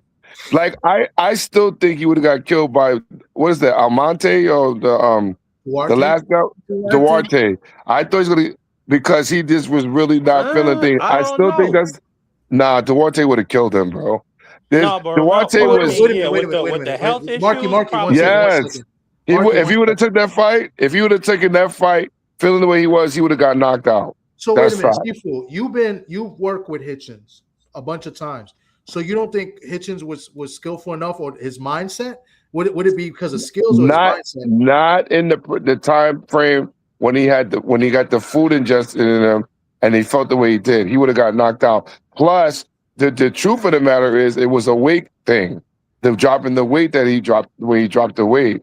He didn't feel good. His body wasn't rehydrating the right way. And I don't blame him for taking it. Because I told him I thought it was a sucker move until he explained to me what happened. And I was like, oh, okay, got you. Now I understand. And I got to give him a pass for it because he's an exceptional fighter. I mean, I've seen him have wars with Abdullah Mason. Like, the dude is talented. I give it to him. The dude got skills. But if he would have fought Duarte that night, he would have not only lost his belt, but he would have lost his marketability, and he wouldn't have gotten the contract that he did with Zuffa. And I can't knock him for that either. So do you believe he needs to be at 47? For sure. Yes, because he can't make the weight anymore. I told you guys, a lot of these fighters, regardless of what weight class it is, a lot of guys weight bully a lot to a point where they can't make it anymore. They are naturally bigger guys. You know what I'm saying? So when people say, oh, they're moving up because they don't have a choice. Their body can't acclimate to that. Tom Porter used to fight at a heavier weight class as an amateur. And even Errol Spence. Errol Spence's problem was he weight bullied down so much that he couldn't change the way he fought. You know what I'm saying? He was dominating the way he was. He was never considered a hard puncher. He was just a banger to the body. He really committed to that. But then, until he got the upset. And then the thing is, a lot of people make these comments and criticisms on these fighters and don't do the research of who they are. Trust me when I tell you, I'm in the gyms and I was a fighter myself, and I'm telling you, when your body's not right, don't do it. It's not worth it. It's not worth using a 6 or 7 figure payday because you didn't diet the right way. He never had a nutritionist until this camp. So with that being said, Seafood, so like in that scenario, don't you blame the fighter in that situation for not taking care of his body between fights? Okay, this is my answer. When you are in a situation where you dominate a lot of what most people consider the top 5 guys or world champions, and you did this on just regular gym etiquette, what the coach tell you to do, what you know to how to eat and stuff, without the nutritionist, because you're not realizing that your weight is an issue because you're growing. I can't blame him for that because he honestly didn't realize the importance of having a nutritionist. Look, Devin Haney did it. Devin Haney did the same thing. I can't do that, champ. Hey, D-Free, real quick, can I get my intro off? And I ain't gonna be too long-winded, but I want to respond to some things I've been hearing up here. Okay. Shout out to everyone. But me, I'm the type of motherfucker that likes to be like consistent across the board, right? So I'm not gonna give one dude a pass while I don't give another dude a pass. So I say all that to say this. No, it ain't no excuse. I mean, you signed on the dotted line, right? And if you can't make the weight, if you felt like you couldn't, then if your nutritionist, as you like to say, felt that you couldn't, it wasn't possible because these dudes got it down to a science, then don't do it. Don't accept the fight. So I say that to say I don't pass out no passes, man. If you miss the weight, you miss the weight. Fighters in yesteryear, you know, I'm from the 80s, fucking Roberto Duran dropped like 50 pounds to make that rematch with Sugar Ray, even though he was undisciplined out of the gym. He said something like, don't quote me on the amount of days, but something like 30 days, dropped 50 pounds, and the motherfucker did it. So I ain't passing out passes, champ. But that's not healthy, bro. I'll put a bow on it. And I'll pass the mic. I said I ain't trying to be too long-winded, but no, I'm not giving anyone that credit or that excuse rather to do that. So and that's for every fighter. It's not that I'm hating on nobody specifically. I'm just saying that's how we did it back in the day. I'm from the 80s, and that's how we gonna do it henceforth. You know what I mean? That's a royal decree. So the king said that, but y'all got it. Let me ask you a question, bro. Are you a fighter, or have you been a fighter, or have you done anything on any combat I knew that was sport coming. level? No, and I keep it real. I keep it real. No, I have a No, channel. no. I've done a lot I'm of not. combat. Yo, Okay. I'm not trying to I've done a lot be of combat condescending. sports, but not boxing specifically. I got a belt, black belt in Taekwondo. I was state level in wrestling, but no, so you're talking specifically and I do jiu-jitsu as well. But if you're talking specifically boxing, no. But I know what a warrior's heart is, and I know what it takes. So, but hey, everyone just go ahead, man. Criticize. It's a good back and forth. Let's go. No, it's not criticism. I'm just asking because I want to know like what affiliations you've been around to understand what fighters go through, because are you just going by what you see on TV instead of being in the gym in the lab with them? All right. So if you did Again, I'm Taekwondo, so Yep. if you're doing Taekwondo and you said you've competed, you've probably never been in a situation where weight was an issue. Negative. However, in high school wrestling, it definitely was. So that's what I'm going to say. I'm glad you asked that question. I definitely had to cut weight in high school, which might have not been the best idea, but I know what severe weight cuts is like, nigga. Back in that day, we was wearing trash bags, garbage bags around us and running hills to cut weight. Right. So I know how severe it can be. But yeah, okay, that's cool. I ain't trying to come up here and be adversarial, but No. I'm my not experience. debating with you, brother. I'm just questioning to see, because you're entitled to your opinion and stuff like that. I'm not saying I know anything better, but I'm just being I'm questioning the knowledge, like where you getting this from. Like, to a degree, you're right. You sign a contract, you're supposed to be obligated to do the fight. Obviously in these days people pull out. You know what I'm saying? It was never heard of back in the days. But again, these guys are not as focused, because now the money's the object, not just the competitiveness of just being the best. If you understand what I'm saying, it's more commercial now than anything. Do I agree? Do I disagree? Do I agree with you when it comes to the weight class? I agree with you. I think that's some real punk shit. But at the same time, when I found out what the truth was, I can't knock him for it. Why would you risk your career based on a fight where you could get out of it? You know what I mean? Like, it's a catch-22. Yo, see, that's where we part ways, champ. I'm saying, don't agree. If you thought there was any risk of this too much for your career, I'm rocking with. When I signed up on 54 in high school, that's the way I got to wrestle at. I can't back out. I can't move down. So, hey man, we just disagree on that point. But I respect you being cordial. I ain't trying to beef with nobody. But at least you was respectful with the conversation. That was a good back and forth. We're going to see a lot of that stuff, bro. Even when Benavidez is another one. Benavidez comes from a higher weight and melted down so many years to the point where he had to drop weight. Like, some guys blow up after fights 20, 30 pounds. You know what I'm saying? So it makes me think, what is your real walking weight? I understand that. You know what I'm saying? So that's my question to any fighter, like anybody. It makes me think, like, how many guys, like how many people, what is their real weight for them to melt down like 40 pounds for a fight? That's crazy to me. Don't worry. David about to get his head knocked off pretty soon. Yeah, but it can happen with. Go ahead. I'm gonna mute up real quick. I gotta calm down my dog. Hold on. All right, go ahead. Where did Sifu go? Okay.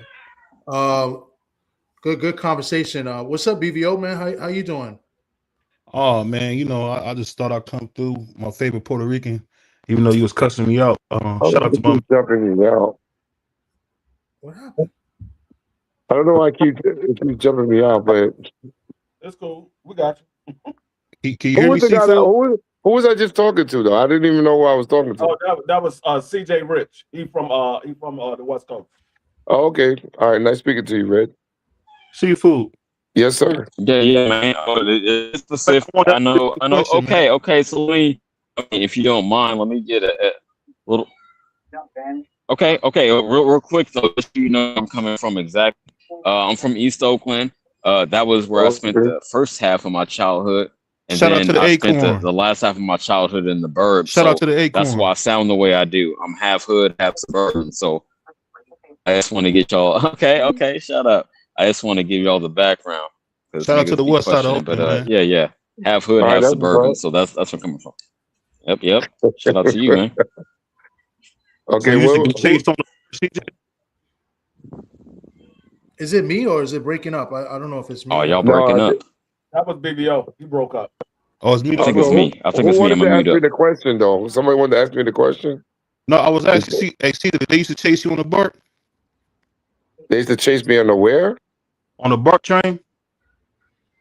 I don't know what that means, but I don't know what you mean by You that. don't know what that's about. Yo, it came from a no niggas.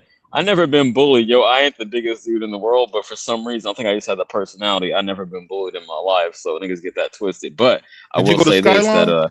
now that I'm an electrical engineer, I'm gonna Did say you go now to that I'm an Skyline High electrical School? engineer, Bart is my main client. No. See, that's what I said. My first half of my childhood was in East Oakland, and then I moved to the burbs. So no, I did not go to Skyline.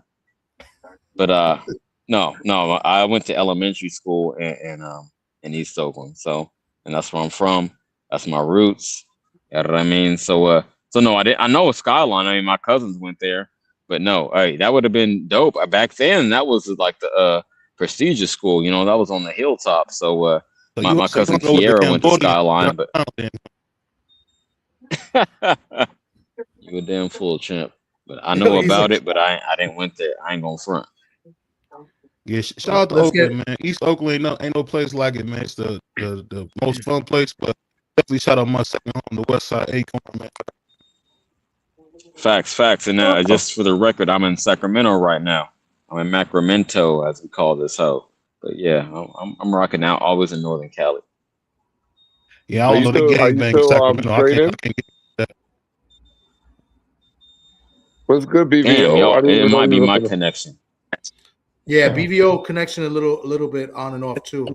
Okay. Go ahead, Sifu.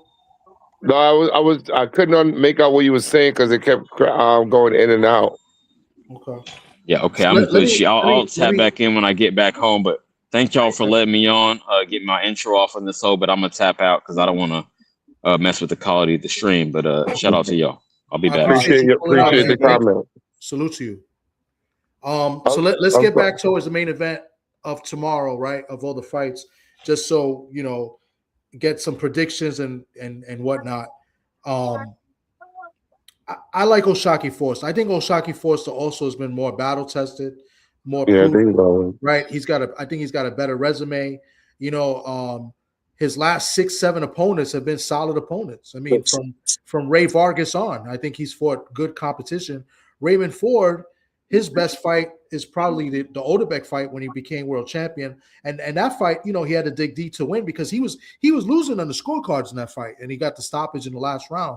You know, but and then I guess his other better opponent was the dude from the UK that just lost, Nick Ball, and he lost a close fight. It was a fight that, you know, it could have went either way, and probably Nick Ball probably got the nod, you know, because it was in the UK. You know what I mean? So, you know, but with that being Nick Ball said, had a nice little run.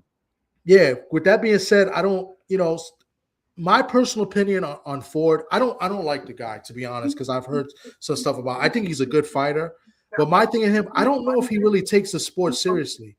And the reason why I said that, because he's pretty much underachieved since winning the title, right? Yeah, he you know, he lost to Nick Ball and he's won, I believe, like 2 or 3 in a row.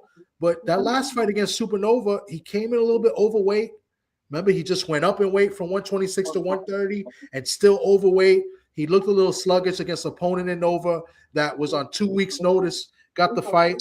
You know, some people may have thought Nova should have got the nod. Nova's been getting some bad luck as far as decisions, you know, close decisions. You know what I'm saying? So I'm not sure, but I also believe, and Sifu, you can touch up on this too because you've been around a long time in the gym with guys. I also believe that when you step up in competition, you also step up your game as well.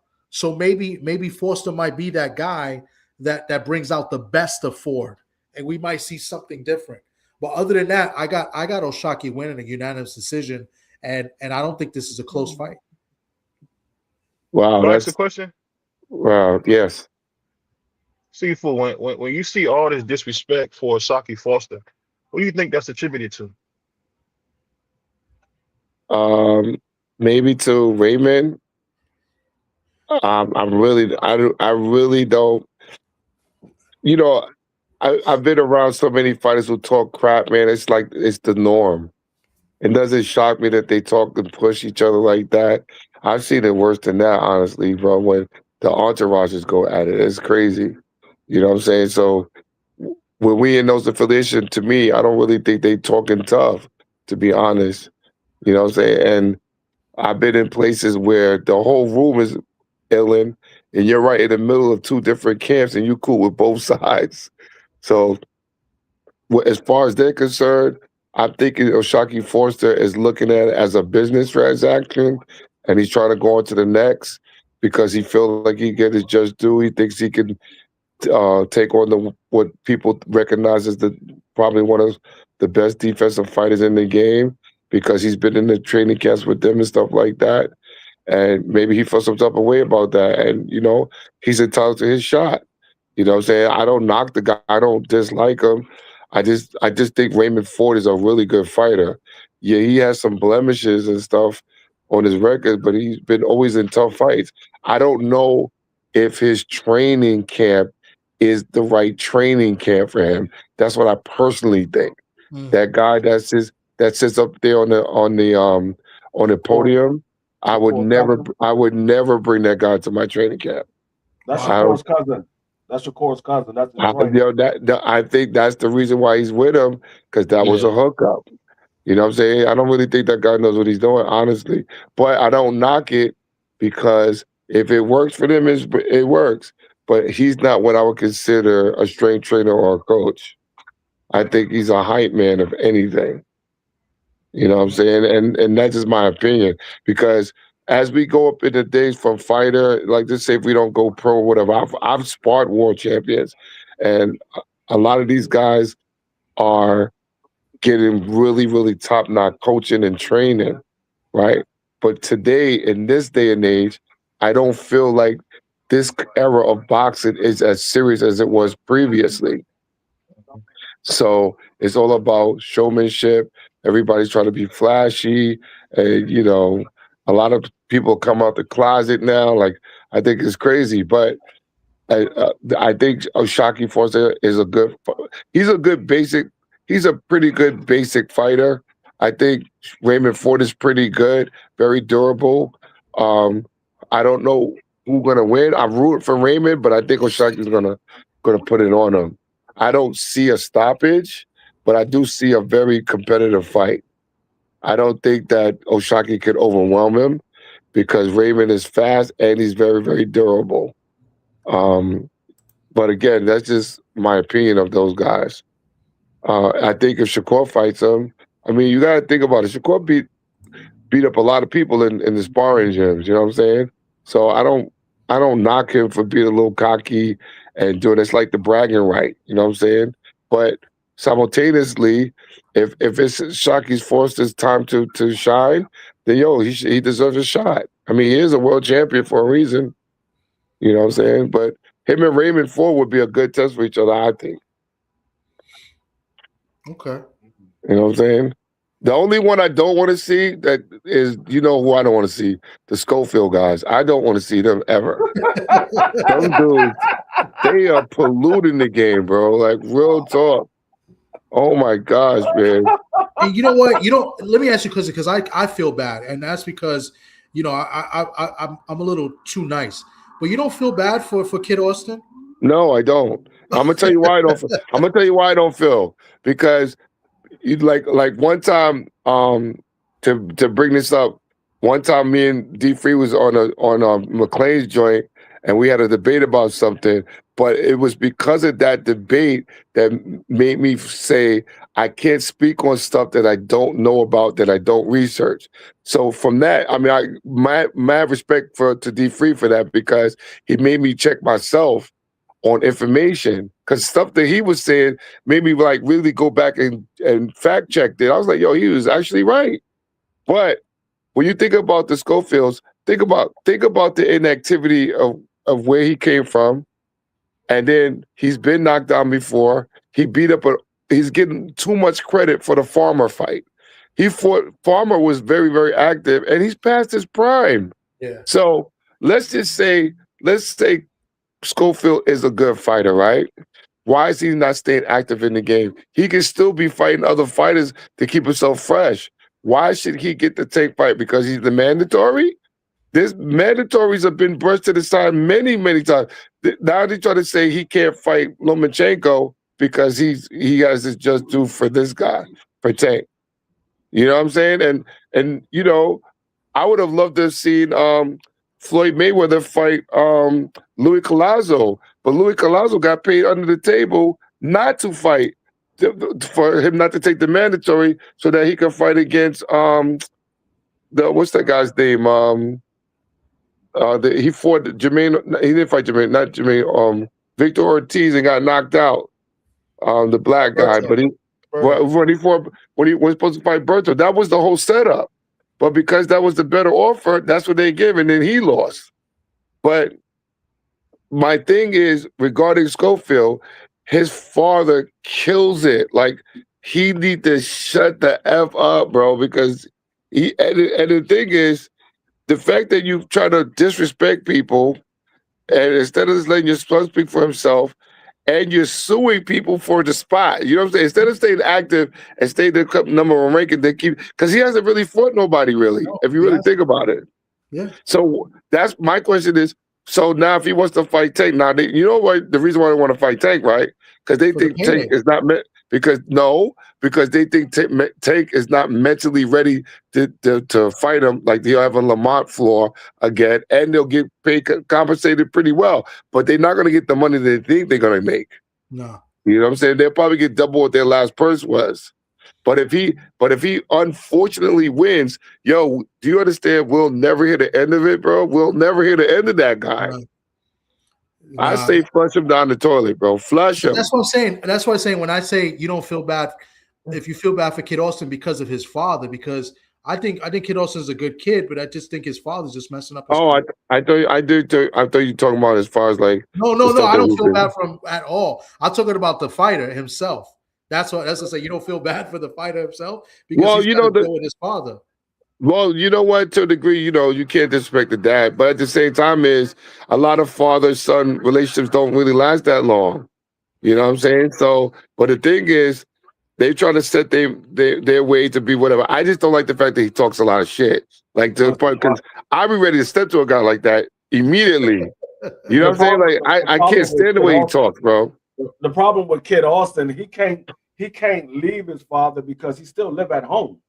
So that's the problem with him. He still live at home. If the man didn't live at home, it probably could be a easy way for him to say, okay, you know what? I'm gonna go with a different trainer. I still got love for you, my father, whatever, but I'm gonna go with a different trainer. But the fact that he lives at home, he's never gonna get away from his father until he becomes a man and get out on his own. That's when he'll be able to get away. Well, I mean, his net worth is like $2 million. I know that's probably not a lot of money to most fighters, but that you got some generation money right there. And according to what stuff is probably in his father's name. The way his father take over his Instagram, his father take over the house. All that stuff is probably in his father's name. He probably can't touch the money without getting an allowance from his father. I mean, again, if that's your son, I understand the relationship. I just don't understand the politics of him talking caca because he's hating on everybody. I can't fucking stand a hater like that. Like, that just rubs me the wrong way. You know what I'm saying? So when he always likes to downplay everybody, man. I wish Greg Hackett would have punched him in his face. That's what that last thing that he said about Abdullah Mason. He said Abdullah Mason turned down the fight. They was going to take it for $1 million. I know that's a lie. I know personally that's a lie. I know that's a lie. I was like, hold up. You asked for 2.5 and then you turned around and asked for 10 million. You ain't taking no fight for no $1 million. Let me ask y'all a question. Put it this way. Why should Schofield if people are turning him down, right? Because he really doesn't have the value to bring people in seats. He doesn't have the marketing value. So therefore, I can understand why Keyshawn Davis won't fight him. He don't bring nothing to the table. Yeah. Now, I do know that Abdullah does want that fight. Abdullah does want that fight. I think Abdullah knocked him out.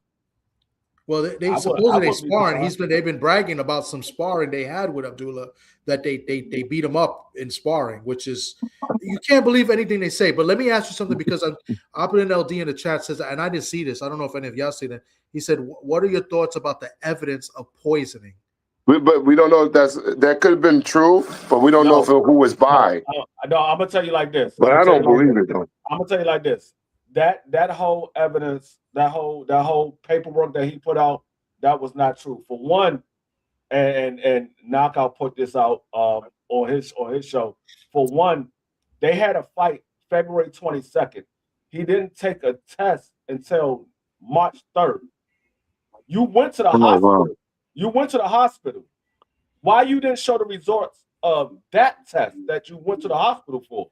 Because if you said you was poisoned, any hospital you go to, you said you don't feel well, you feel like you got food poison, whatever, they're gonna run tests on you, and they're gonna give you the results of what they found in your system, because they're gonna give you some medicine, so they need to know what's in your system, so the medicine they give you doesn't have a bad reaction.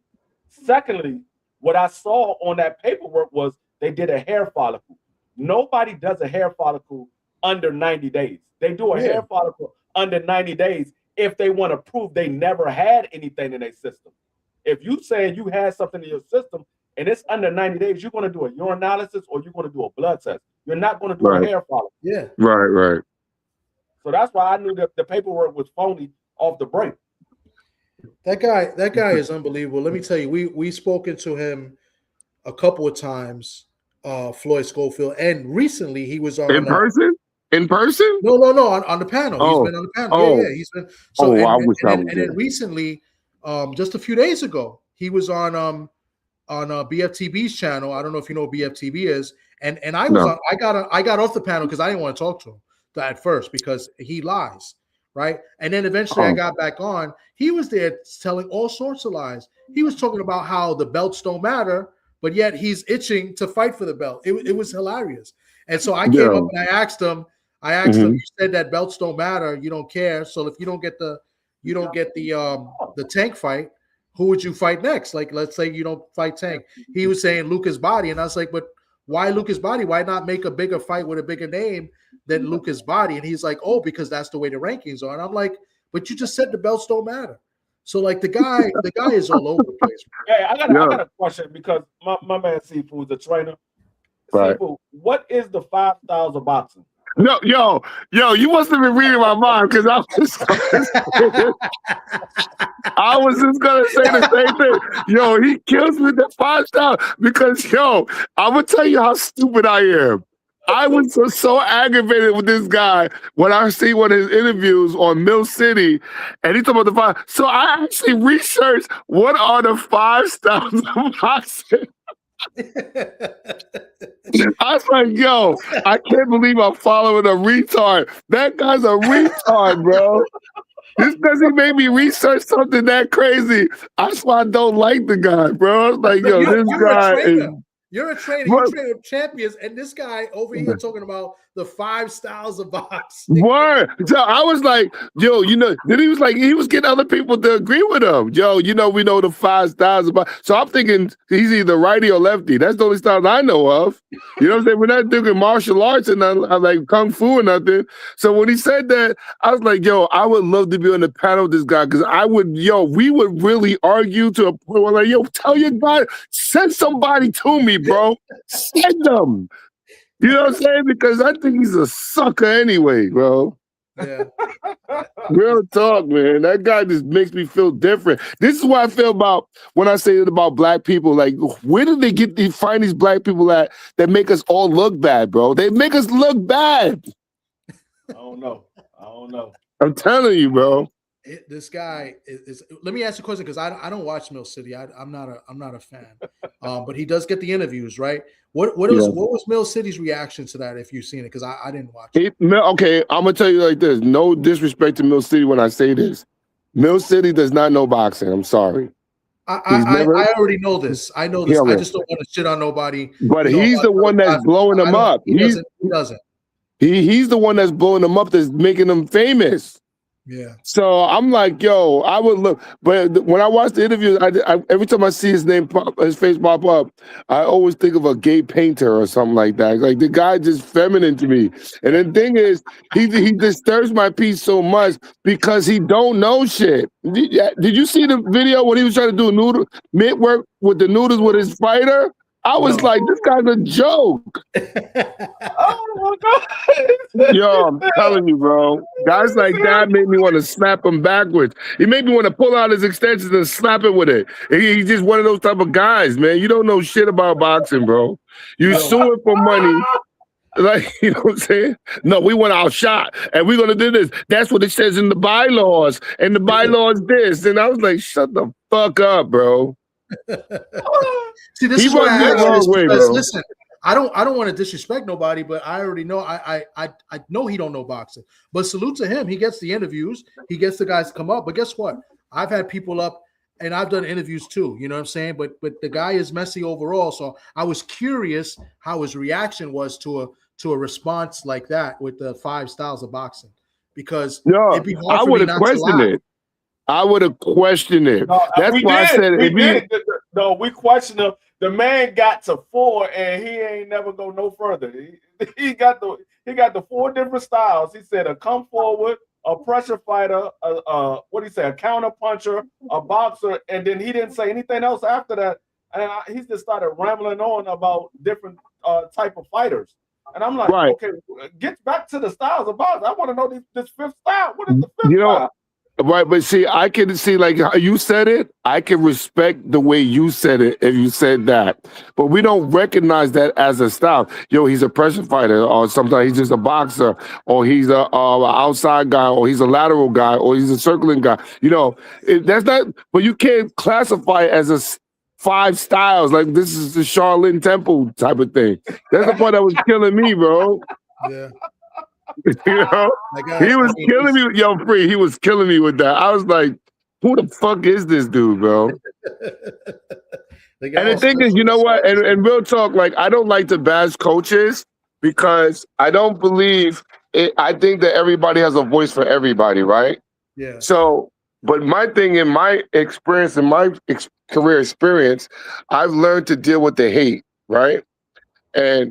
But I really know my shit. It's not like I haven't been nowhere. It's not like I haven't flown places for this. I was a professional sparring partner. I was an Olympic coach for New York. You know, it's not like I earned my spot, right? The thing is, when I hear these guys talking, I have to call the BS. So I understand you want to protect your son. You want to look out for your generation. Well, I feel you. You know, you're bragging about that. You go on Rick Ross's sister. I mean, that's nothing to brag about. But if you want to put it out there, that's on you. But when it comes to boxing, that shouldn't even be a part of the equation. So when guys talk, like I'm telling you, if I ever had a chance to sit down with this guy, I'm telling you, we might be fist fighting within the next 5-10 minutes. Because as soon as he tell me something crazy, I'll be like, yo, get the fuck out of here with that, bro. Keep it real, man. Keep it real. You know you didn't beat no Abdullah Mason because they put out video. He was upset about the video being put out. Yes. So if you beat up, he tries to make it seem like his son got everybody ready as if he was the shit. So if you were the shit, why you not the shit? You know what I'm saying? You've got a good promoter. De La Hoya makes things happen. Even though I don't totally agree with a lot of stuff he do, but I got to give him his props. He puts you in the forefront. Now he's trying to tell you what you're not ready, and you try to dictate what it is. You can't accept people's opinions if they don't say what you want to say. And I don't like people like that. Have an open mind. You know what I'm saying? I've been around all types of fighters, bro. When Abdullah Mason, I'm talking about him and his brothers. Those guys are sharp. When I seen it in person, I was like, yo, this dude is definitely special. He got skills. He would definitely beat the hell out of a Floyd Schofield. Floyd Schofield only got a puncher's chance. And remember, he's a manufactured fighter. He's not a guy who's coming up off of raw talent. He got Vonnie Shields that was training them, and whoever else he got working with him to make him what he was. His father has nothing to do with it. He's just the guy that carries the bucket. To me, he's nothing. I got a question for you because I'm gonna close out pretty soon before we go to talking the about final that. predictions. But question: do you know Coach Roman, Eric Roman? Yes, that's my man. Okay, yeah, because he got the gym up in Queens. He had Okay. the Masons work out in there. I don't know if you. Yeah, that's the gym I'm at. I'm in Hellgate boxing gym. Oh, you're in Hellgate. Okay, all right. Okay, I thought you was in Jersey. Okay, yeah. No. So so you definitely know Coach ER. All right. Yeah, I know Eric for 17 years. Firsthand because I think they were there. Like I want to say last month they were in there. Yeah, they've come up a little. I've even given them a couple of my own apparel to them, and those guys are really, really nice guys. Very respectful guys, very humble guys. They definitely doing everything the right way. They're not in a rush to get to the title where they are, and they're very, very. They're not the type of guys. Like the promotions is trying to make them the shit talker type of guys, but they're not those type of guys. They're very, very respectful. The one that does talk shit is the father, but he does it in a nice way. You know what I'm saying? And it kind of rubs it because he always does it with a smile. So you got to respect the guy. I actually, one time he came to the gym and I talked to him for like a long time, and we was like really, really vibing. I was asking him questions that you guys would ask people. You know what I'm saying? But he's telling them like they wanted to fight Keyshawn Davis. But when Keyshawn Davis moved up, that lost their dream of getting a title. And they was wanting to fight whoever. The thing is, not Floyd. Abdullah has fought Shakur and all that. I'm talking about very, very good fighters, but he doesn't care about that because he wants to be a champion. You got to respect the guy for that. But he's a very, very sharp fighter. I give it to him. Okay. And I was talking shit to him too, just to see check his temperature. You know me, I gotta check everybody. Yeah. I was talking shit to him to check his temperature. He really about his joint. Like he really is a friendly guy, very respectful. He talks to the other kids that we had in our gym. And our gym we always keep our gym open for everything because I think we get some of the best work in New York City. I will say that. No, absolutely. So, yeah. Coach hey, I got one question for Seafood. And you know what it is. You know what I'm about to ask you. Oh, here we go. About Amanda? You already know. Oh, I was going to ask about that. Yeah, because that's what D3 was saying. Go ahead. Amanda, Cindy, and Jordan are my really good friends. I've known them for like 18 years now, right? I've known them when they were at nothing. And the thing is, we've always had a good rapport because we've been in a couple of gyms together and stuff like that. The thing is, Amanda is in a very leadership promotional role now. So she promotes the women from MVP as well as fight because she wants to go out, retire as a champion defending her weight class because she fights out of her weight class.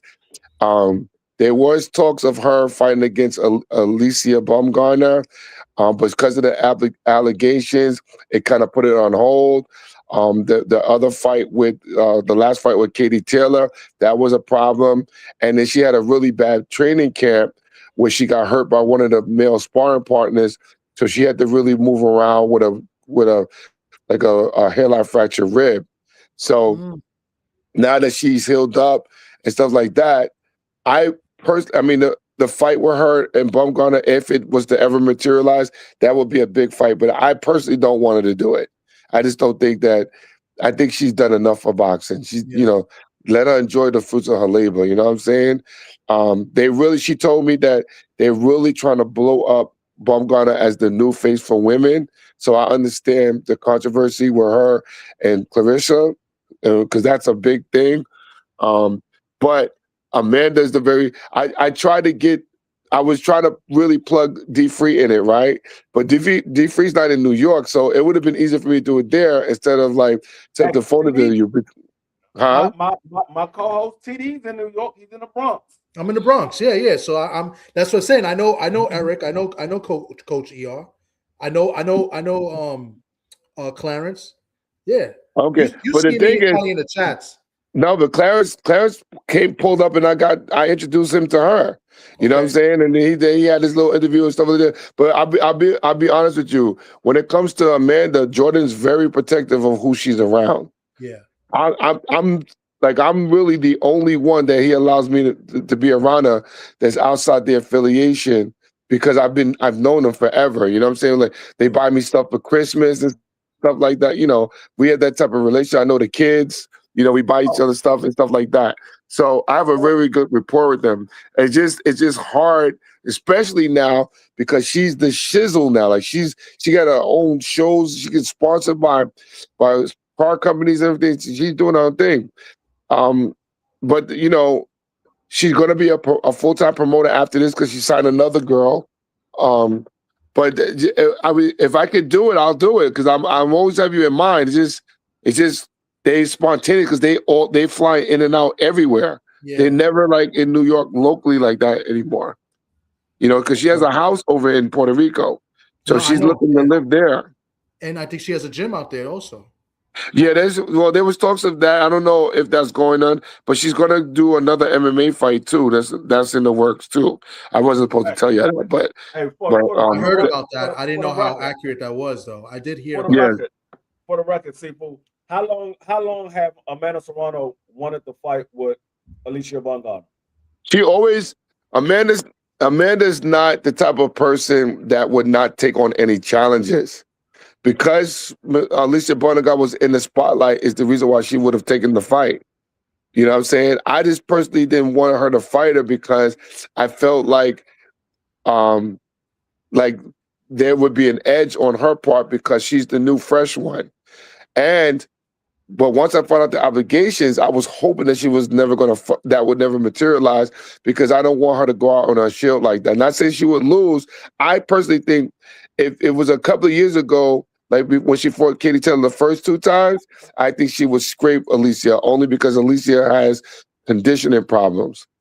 And I've been in the training camps and seen what Amanda can do. She's really all about her business. But to do it now, I don't think she should do it now. I think she's had her time. Let her go out, as an undisputed champ at 126, and just let her ride her in the dust. Because she really is a sweet person. She's really trying to promote boxing for 3-minute rounds for women. She's really going in on that. Yeah, yeah. You know what I'm saying? Like, she's really big with that. And I you got to respect her for that, because no other woman is fighting for it. Every woman that talks about it, somebody say, yo, Sifu, stop snitching. Yo, that's funny. Yeah, I'm not snitching, bro. I'm the hype man, like Flavor Flav. You know what I'm saying? I'm letting them know they coming. But I have a really good relationship with them, and the thing is, they were my friends before the boxing, so it's not like we just met each other like that. You know what I mean? It's or in the gym. But we got history, so it's not like I can't just call them up. So, what up, Yoda Wise? What up, Crush? But me personally, I would want her to see her fight that Alicia. I think there's a lot more to Alicia than people say. I don't think she's totally clean in the sport, to be honest.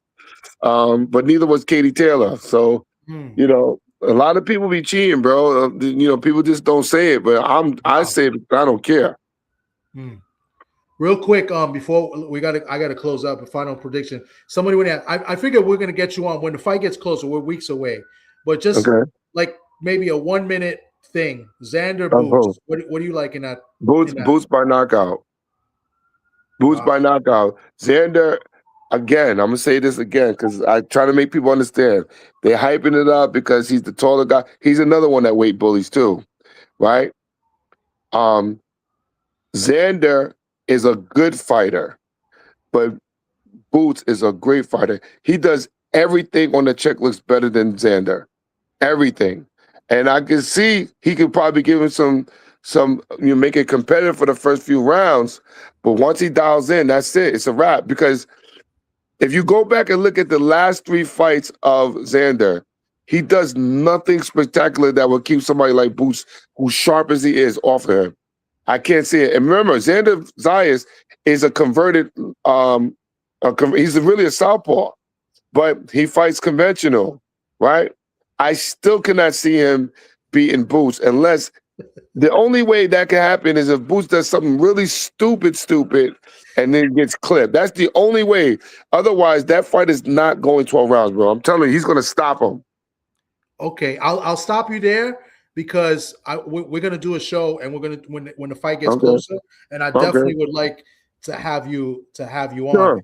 But because I want to talk about when we do have you on, I'm going to bring up both trainers as well. So you give me a trainer's point of view on both trainers because both guys have really good trainers in their corner. So right, but okay, we'll wait to the thing, but at this point of the game, it has nothing to do with the trainers.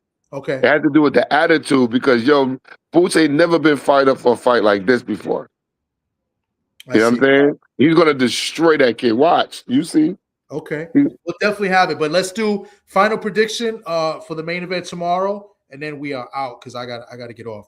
Who's the OShaquieFoster? OShaquieFoster and Raymond Ford. Who you got? And maybe a brief reason why, or just who you got and how they win. I really want Raymond Ford to win because I would like to see him do more in boxing. I think he's more entertaining than OShaquieFoster. But I think OShaquieFoster is just overall hungrier fighter. I think he'll pull it off. And that's just the way I feel about it. I'm not too big on OShaquieFoster, but I got to give him credit because he is a world champion. Okay, D Free. I got OShaquieFoster unanimous decision. I think it's going to be a close fight early on because there's going to be a lot of emotion, and I think O'Shaquie going to pull away the second half of the fight. From our Facebook tomato. That's crazy. You're going to get that, right? Because you got Xander fans and they're going to be Booth fans. That's why I want to build it up and wait till maybe a week before or the week of the fight. Yeah. I respect that. But you know what? You can't help because that's an interesting parlay that Xander just came out of nowhere into the scene. Feel me? After the Virgil joint, so it makes it interesting. But I just don't think he's seasoned enough to deal with Boots. Okay. I really don't. I just think I kind of said the same thing. I think I love Xander and I like Boots. Right. And I'll just put this out there, and I've been saying this over and over, and I get crucified by guys like Frontline, right? I'm gonna root hard, and I might be in the building. I haven't made a decision if I'm going yet because I might be doing something. But if I make it to the fight, I'm gonna be with my Puerto Rican hat. I'm going to be rooting hard for Xander, cheering him for every punch, everything. But I just don't think he wins, and I think Boots is going to win the fight. That's just, and I think Boots is going to stop him. Wait. Can I ask you a question? Can I ask you a question? Yeah. Now, when you say that you think Boots is going to stop him, what is it that you feel that gives Boots the edge? Because Boots has been getting a lot of naysaying criticism due to this fight, like Frontline saying about the tomato cans. It really has nothing to do with that. But what makes you feel that you're so sure about Boots winning? I'm so sure because I really think Boots hits harder than what people. But really but people shouldn't recognize people because of power. No. Power. Yeah. But that on top of, because like you could punch and then Xander could take a good punch too, right? Because I see Xander take some good shots and stay there. And I seen Xander buckle a couple of times in person, in live. So I've seen him get hurt, right? So I think Boots' punch placement and his athleticism is going to be a little bit too much for Xander, and it's going to overwhelm him. And I just have a bad feeling that Xander's going to try to look right, Carbon. Hold on, because Xander likes to, he likes to hold a little bit and tie you up a little bit. I just, for whatever bad reason I have, bad feeling I have, is he's going to look to tie up and he's going to get caught with something nasty and not recover. That's right. I see it. So yeah. So you think are you like implying that he's almost chinny? I won't say chinny, but he's no. I don't think he's chinny at all. I think the weight is too much for him. I think he should be moving up to 160. So I think got killing you. himself. I think he's killing himself also at 154. I think if he moves up, I think he brings that power with him because he hasn't stopped anybody in a while either. And another thing Xander hasn't done as much as he used to is go to the body a lot, which I would love to see him do in this fight. You know what I'm saying? So I think him killing himself to make 154 is also, it's going to make him a little bit weak on fight night also. So just all of that put together is why I think Boots wins the fight. I just hope that I'm wrong. Right? That's all you want Xander to win. I want Xander to win. Yeah, I'm gonna root for Xander. I hope bro. He's gonna beat Xander like Lipnitz, like he fought Lipnitz. That's how bad it's gonna be. It's gonna be that ugly. Jesus. Don't do my man Xander like that. I'm sorry, bro. Xander a good young kid. The only reason why I want Boots to win is because Boots is the older fighter, and if he lose, I don't think he could come back from it. I think the fans are going to say he was hype. He was a hype job, and he lost to Xander. I don't think he can come back from it. Xander's 23 years old. He can come back from a loss from Boots. He can come back from that. I don't think Boots can come back. I mean, he could come back as a fighter, but I don't think he will have the same support of the fans if he loses Xander. Yeah, it'd be like Superman is really Clark Kent, not Superman. Yeah. You know what I'm saying? I get it. I think Boots can come back as a fighter. It's just he won't have the same support. No, I'm still gonna rock with him. I mean, I like Boots, but everybody brings up the Karen fight, and I still think that's irrelevant because Karen got skills and he got good footwork. He had really good footwork. Xander don't got footwork like that. You know what I'm saying? And even though he's considerably taller or whatever, if he comes in at 175, I'm telling you, Boots is going to I'm telling you, he's going to beat him like Lipnitz. Watch. He's going to beat the crap out of that guy, bro. He's too sharp. He's too sharp. That's a day not to be Latino, keeping it real. That's the day. That's the day you don't want to be that. You don't want to be a Latino minority. You want to be a black minority. Well, on that note, ladies and gentlemen, hey, listen, I hear you, Seafood. We're gonna talk more about it as the fight gets closer. Did this man Seafood just put us down on the low? Did he just put us down on the low? Yeah. Listen, black and brown, we the same, bro. I don't know why people try to separate us because of the language. We're the same, bro. We still gonna be looked at the same way as everybody else. But in this situation, it just happened to feel that, you know what I'm saying? I would have thought that the more competitive fight would have been a Virgil than Xander. Because Xander moves around a lot, but when he gets him, it's gonna be ugly. Hey, well, we'll see. We'll see. Watch. You'll see. With that being said, guys, I'm gonna close it out. I got Oshaki unanimous decision tomorrow. I wouldn't be surprised if somebody gets dropped in this fight. I don't see a stoppage. I wouldn't be surprised somebody gets caught and gets dropped. I could see Ford coming in and maybe landing something, getting a flash knockdown on Oshaki. But nevertheless, I got Oshaki outclassing him and winning unanimous decision. Wow, unanimous. I would have said split, but unanimous, that's ooh. I'm definitely going to be paying attention to that, though. Okay. Well, they both. Well, I know Ford is a Jersey guy, but he lives in Texas now, and Oshaki's a Texas guy, so never know where the judges are going to lean. So. I mean, how long has Raymond been out there for? Like, he just moved there? You mean? No, he trains. He trains in Houston, but I think he's living out there as well. Yeah, he's living out there. Yeah. See, I didn't know that. I didn't know that he was living there. I thought that was like he's doing a camp there. But okay. Yeah, that's what I heard. I don't know how true it is, but I've heard he's living in Texas right now. So okay, that must be the place.